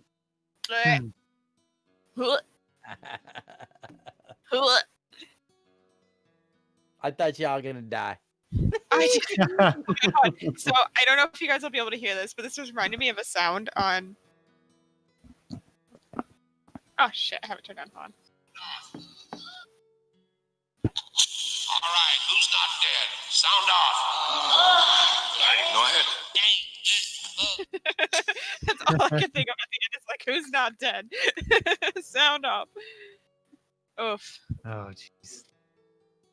That got a little touch and go there. Some bad rolls. Yeah. I feel so bad. I feel like that haste got wasted, like completely. I didn't even get the one out. Elementals are nasty, man. Yeah, they Fire are. elementals are nasty. They don't even have to do anything. They have 50 feet of movement. They just walk and cause just blast through you, and like because they're flame, they can move right through you and just light you on fire.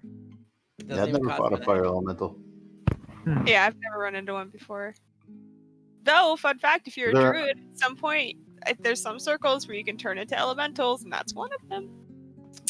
Circle of the Moon at 8th level. Yes. Are they immune to a bunch of stuff? I assume. Mm-hmm. In the forms, yeah, they can do water, earth, air, fire. The Oh, Heal fire it. elemental. yeah, I mean non-magical. They take half. Yeah, that's what I figure is So, happening. yeah, Gwen, Gwen's last shot was just enough, Yikes. because it was half. So I need a magical weapon, y'all. Gwendolyn My was next- feeling very useless. Yeah. I was doing a guiding bolt in the chamber for my next hit. I kept getting put on fire though. I'm almost dead. It's pretty funny that Sacred Flame, the name of it, Yeah. would actually do damage to a creature made of fire. I Yeah. figure it was light. It's not flame, so Yeah, maybe it it's would like- work. I know. It's just the name, right? Yeah. Oh yeah. It's the sacred flame. Yeah. We'll total up the XP that you guys earned a little bit there, so we'll see. Yay. Killed our first elementals. Yeah. Good job, guys. Well done. I'm down to 2. I'm almost dead. Oof. Yeah, I'm sitting Good stuff. okay. We definitely need to rest though. We need to go to the fighting pit. Well, I want to thank everybody for stopping in and watching us again. Again, thanks to Syrinscape for providing the music and the sound effects in the background. D&D Beyond, World Anvil, some of the tools. Incarnate, another one of the tools that we're using to do. The new Incarnate Battle Map Beta is what produced that, the mining consortium where you guys were just fighting. That's the, really cool. Elemental. It was all done on that. So, thanks for that, and check it out if you want to. Make sure that you guys on YouTube are subscribing and liking and commenting. We'd love to hear some feedback from everybody if you can. And until then, have a great week. And we'll see you all in 7 days and see what the hell these crazy kids are going to get up to then. Dun, dun. You bet. Thanks, everyone. Have a great weekend. And we'll Bye, see you guys. next Thank you. Have a good weekend, guys. Bye.